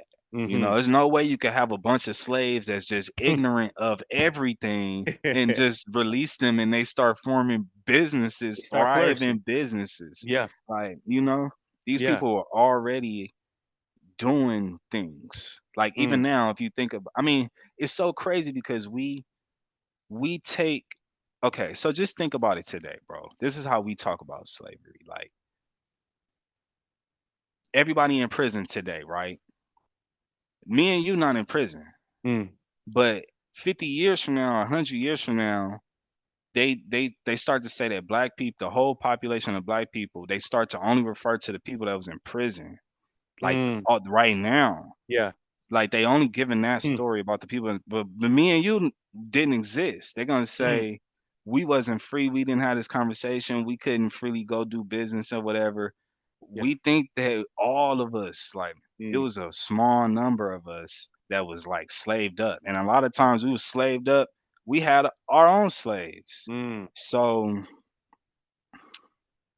yeah, bro. Dang, it's hard not to jump from No, no, no, you because know. man, Miles, bro, I kid you not. My next question, it was really just about the focus about slavery, right? Because people talk about here in Georgia, oh, the Cherokee had slaves. And then you will hear people try to like retort that somewhat and say, well, those were like the $5 Indians, right? So when it came to ancient Mississippians, how was our connection to slavery? Did we have West Africans enslaved? Did we have each other enslaved? Were we enslaved? What was our correlation with American slavery? So from the slavery uh the information that I know about slavery. Okay, so I know about the slavery that existed before, like right when they got here, which Mm-hmm. was a slavery that we kind of practice amongst ourselves, where Mm-hmm. we would dominate another village, Yeah. we would take slaves, they work Mm-hmm. for us or whatever. Mm-hmm. We had that system going on here. Mm-hmm. When they got here, we started trading with them. So we would give y'all some people to Mm-hmm. work for y'all. Mm-hmm. We'll give y'all this land right here, and we'll give y'all some young people to work, pick up some of this tobacco or whatever, box it up, do whatever, process it however it need to be. And then, so while that's going on, you have Europeans that have their own form of slavery that's coming in. Yep. Yep. Okay, so they have a form of slavery that's going on with their own nation of people. Mm-hmm. They're bringing those people in. They are going through, if we look up the information on early colonial slavery, the white slaves are going through the exact same treatment that we were taught about, like Mm. the harsh treatment that Yep. we see in Hollywood movies. That's the treatment that the white slaves literally went through, that Albert Emerson Smith has really talked about in his colonists in bondage book. Mm. Okay, a really like highly held piece of literature. We take on that story. I don't know what really happened. I wasn't there, you know what Mm-hmm. I'm saying? But I know that we did have our own people working. Yeah. And later in time, I'm sure, like when you go off into, you know, a small area or a rural area and it's this plantation and ain't nobody for a couple miles, ain't no Mm. neighbors, I'm pretty sure it can get a little weird Yeah. with a weird master on the Mm. a landowner, you know what I'm Yep. saying? Landlord or whatever. Yep. I'm pretty sure it was weird, tricky situations. But for the most part, slavery seemed like we got a real tricky understanding of it. So I'm not really looking into, I'm not really seeing slavery the same way. I understand that story that they gave to us to be the story that should be applied to their slaves that they brought Mm. over here. The Yep. prisoners from Britain, the prisoners from London, the prostitutes, the homeless people in the streets from over Yep. there. They was badly treating those people. They don't Mm. care. They didn't care nothing about those people. Yep. But like the slaves that we was handing off, who knows what that situation was like. You know, we could refer to the artwork, you Mm. know, because that was Mm. produced at that time. And what I see in certain pieces of art is that like the sister had control of her slaves Mm. and they was working for her. That's what it Wow. looked like when I Yeah. verify it with what they told me in this book Mm. that had nothing to do with the creation of the map. Yeah. You know what I'm Wow. saying? Yeah. So yeah, I mean, I'm pretty sure there were some Africans that came over here. That's what's stated in some of the records, that small numbers of Africans made it over on those boat rides from Mm. Europe or whatever, or from whoever stopped off in West Africa. But for the most part, the numbers are nowhere near what they've told us to be. You know what I'm Yeah. saying? So even if you look at I posted something on Wild West about um, what they're doing in Florida, how they Mm. changed the curriculum to kind of Yep. state that there were no slaves that Critical came over race here theory. like that. Yep. Yeah, that whole Yep. critical race theory, Yep. like, but we fighting that. We like, Mm. what? It was slaves. Mm-hmm. They like, bro, Wow. no, all the slaves was born here. Mm. They was literally born here. Like, yeah, we that was kind of like a fabrication, a little creation story we created for ourselves that, you know, we just bought into, and they literally told us on that segment, like they're interviewing school teachers and the curriculum has changed and the curriculum is saying the slaves were born here. They wasn't transported. Mm. Wait, what? You know, it's a total different history that we're not even willing to accept. Cause that just lead us right into what we need to be talking about. Like, oh, for Bingo. real? We was already Bingo. over here? Like a bunch, Hey, like 44 million of us? it sparks a whole nother conversation though. Yeah. Sparks a whole nother conversation. And everything that you've said up to this point, that potentially breaks other people's worlds of what we've been told and preconceived notions. And I think another preconceived notion, right, is whether it's through movies and film, we'll think about ancient America being just straight woods and very primitive and no big cities, none of that, big civilizations. And growing up, I would hear stories that New York was already New York before Europeans came here, that they already got that concept from us, plagiarized that basically, whether it came to our old highway systems, that's what you see now as the state routes, all of those things, whether it's cities like St. Louis, gateway of the West. Did we have ancient big cities during ancient Mississippian culture and time and civilization? Yeah, so that's highly documented. You know what I'm saying? These ancient big cities, like I mentioned, Cahokia, Moundville, Mm, Etowah, Caddo, mm, the Wichita, the Spiral Mounds. You know what I'm saying? The mm, Watson Break Mounds. mm. These mounds are even the mounds that are like at LSU University. You know what I'm Yeah, saying? They have their yeah. own I saw mounds that on your there. page. Yeah, you know what I'm Yeah, saying? So yeah. there are all over where we had cities around those. You Mm, know, these big bustling cities, mm, where people are traveling from place to place to come here and see events that's happening here or different mm, religious ceremonies that's happening here. mm. Um, yeah, man. Yeah, for sure. Man, today's kids, they always talk about drip, this, that, and the third. But when it comes to actual gold and actual style, culture, what did our ancient people, their source of gold, how much gold did they have back then from seeing all the pictures of Satona and all the gold that he was sporting? How much gold did we have as a people? Well, so you know how they have that particular statue of Saturniona, and what he's Yeah. holding is a tray Mm, of emeralds, mm, which is actually from uh, Colombia. wow. So this statue, they have a couple different titles for it, but it's one of them is like America's offering to the old world or something. New Mm, World America is offering to the old world. wow. So it's like him saying he has these resources, this is what he has, and he's Mm, holding emeralds. mm, So they had not only just gold, but they had emeralds from other places in the Americas mm, that they somehow got, you know what I'm saying? They got connections where they are being given this stuff. They got silver. mm, You have another statue like this, actually, which is a statue of kind of like a teenage boy. He mm. also has on the chest plate. He also has on like the arm plates, but he's holding a tray of pearls. Wow. A lot of Atina, the one that I said I Hmm. think is believed to be a lot of Atina, he's holding like a matrix of some type of silver. Mm, But these trays, they're showing you this is meant to show the observer like we are highly resourceful. yeah. Like we have all the natural resources that we need. So not just gold, copper, silver, mica, you Mm, know what I'm saying? Quartz. They mm, mining everything. Like literally, they mining all these different things and they making all different types of ceremonial items or adornments or, different burial things. So it seemed like just how we are today, yeah. we was Yeah. like that. Like in the Isn't past it time, crazy? the exact same, bro.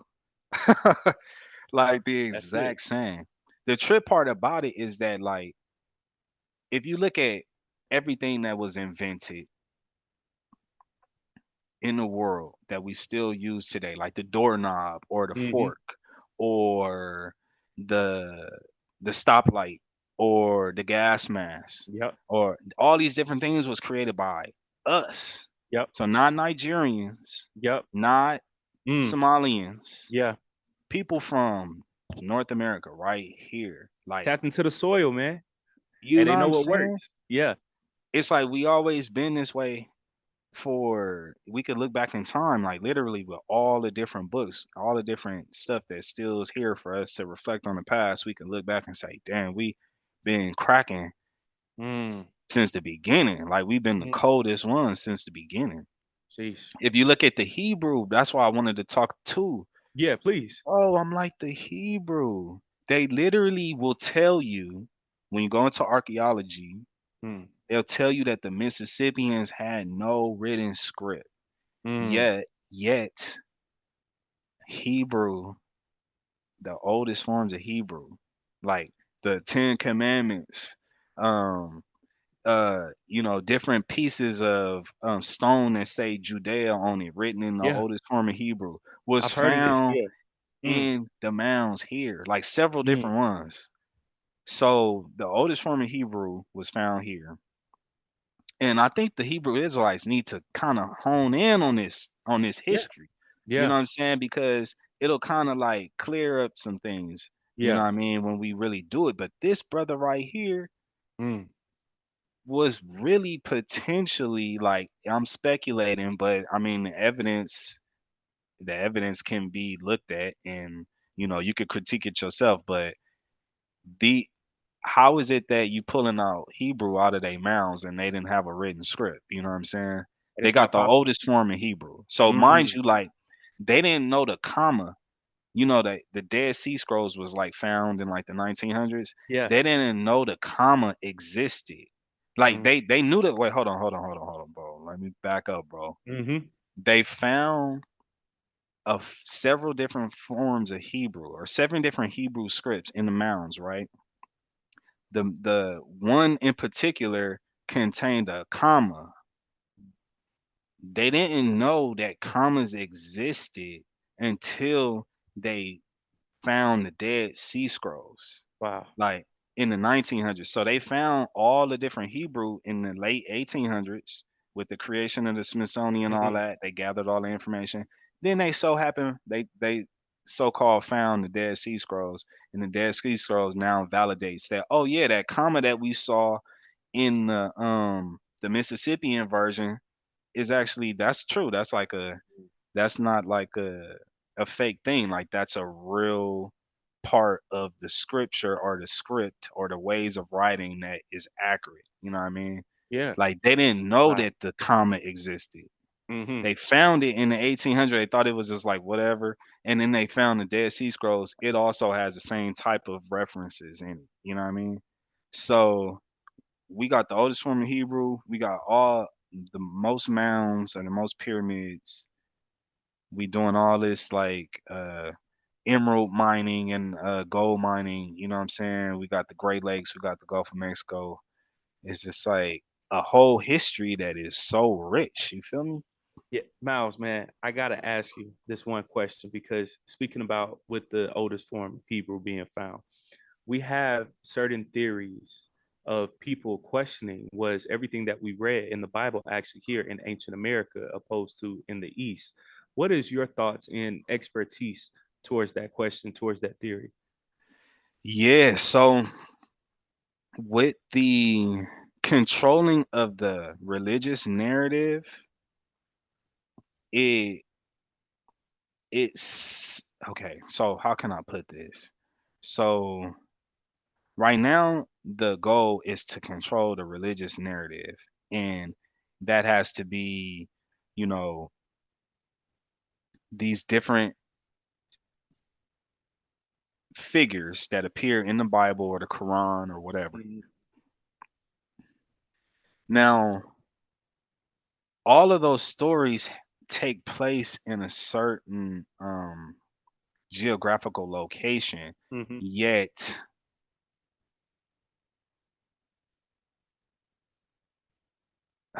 man, this is a complex thing to put. I'm trying Mhm. to work this one out.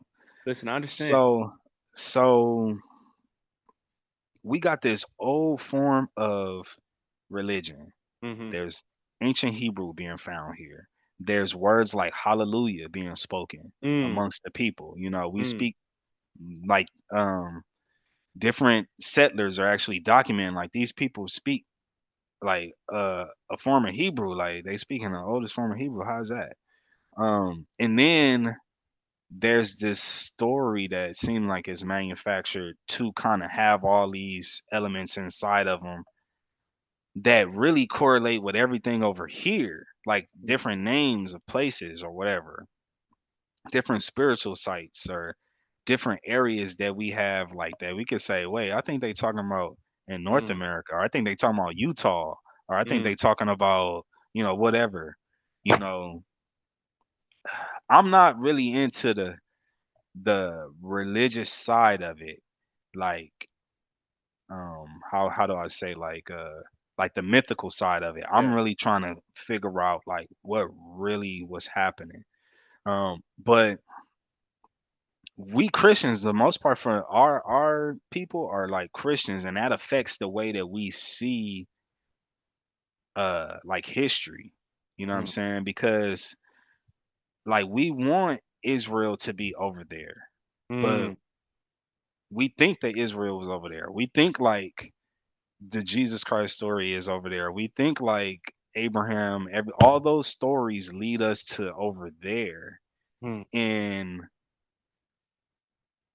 our story, I don't know, bro. It's tough. Yeah. I'm trying to figure this one out. Like that's hard, bro. We not Mhm, naturally like Christians, and like, mm, we're not naturally Christians because in this book they're explicitly stating that we're sun worshipers, and we mm. have different like traditions where like we stuff a stag on a pole in a certain time of the season with different we stuff the stag with different vegetables that we want to see grown, Wow. like to harvest. You know what I'm saying? Yeah. We put that up, we put it on a stake, and then the sun is like that's like an offering to the sun. Mm, They got that tradition in this book.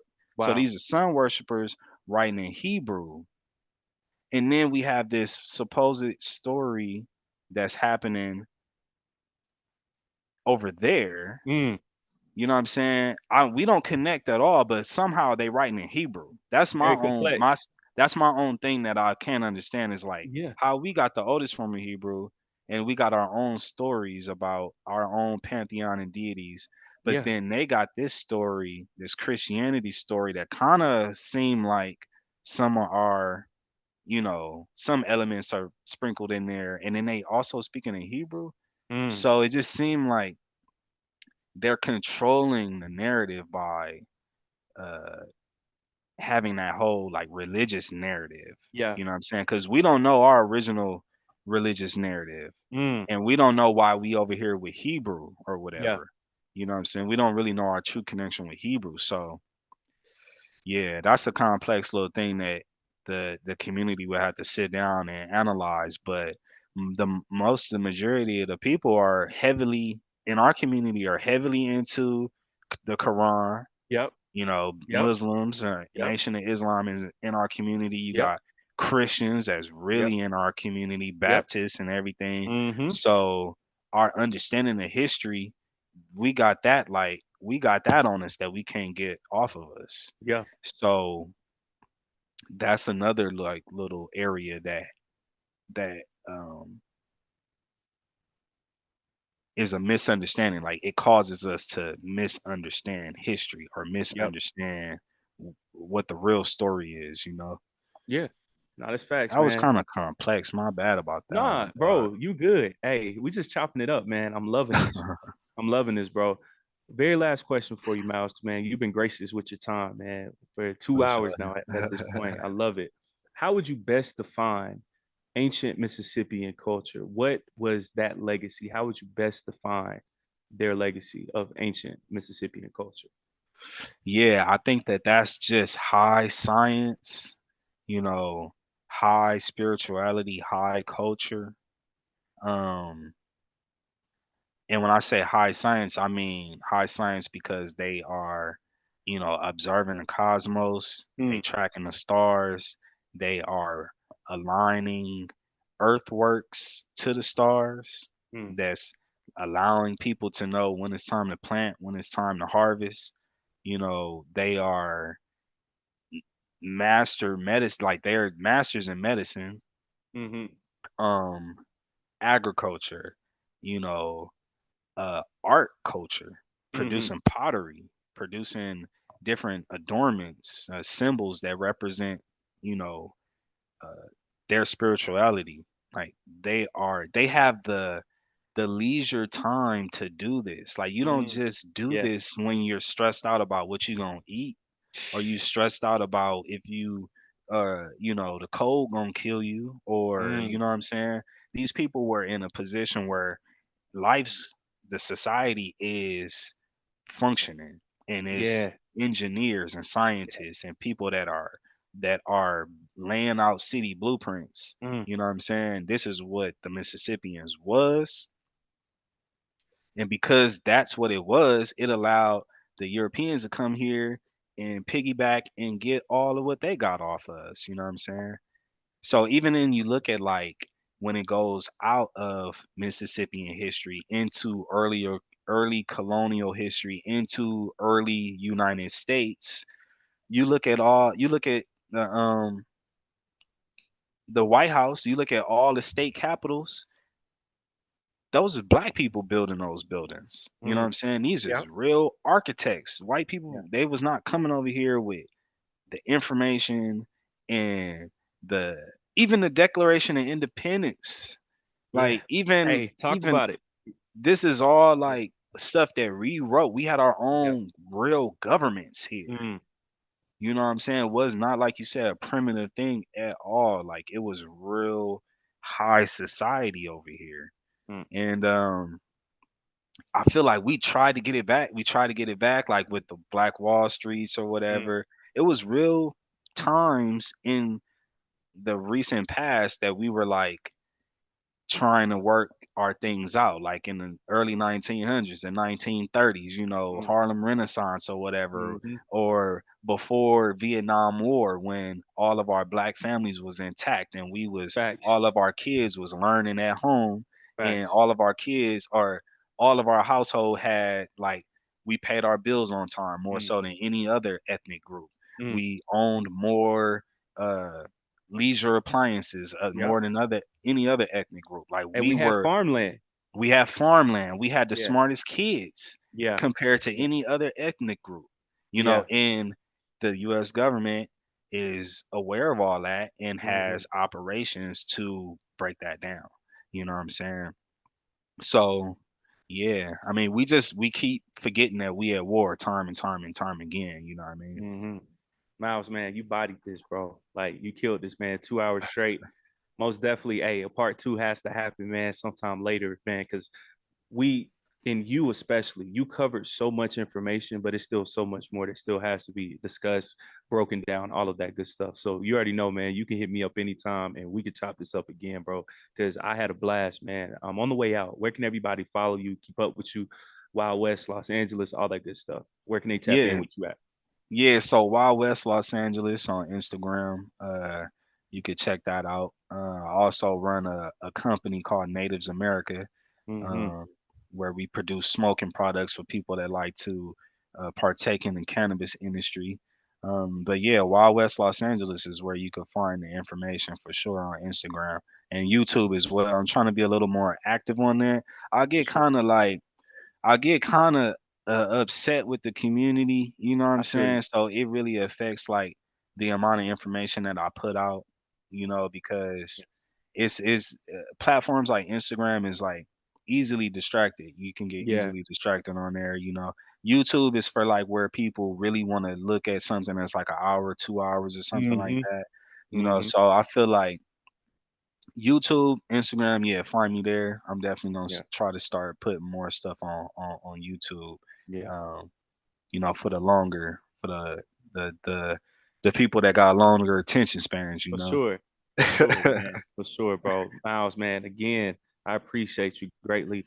My generation, our community, man, we appreciate you, bro, because this is the real information that's actually needed. You break it down simply, man. But all of this stuff, we have this entire world around us that we walk over every single day.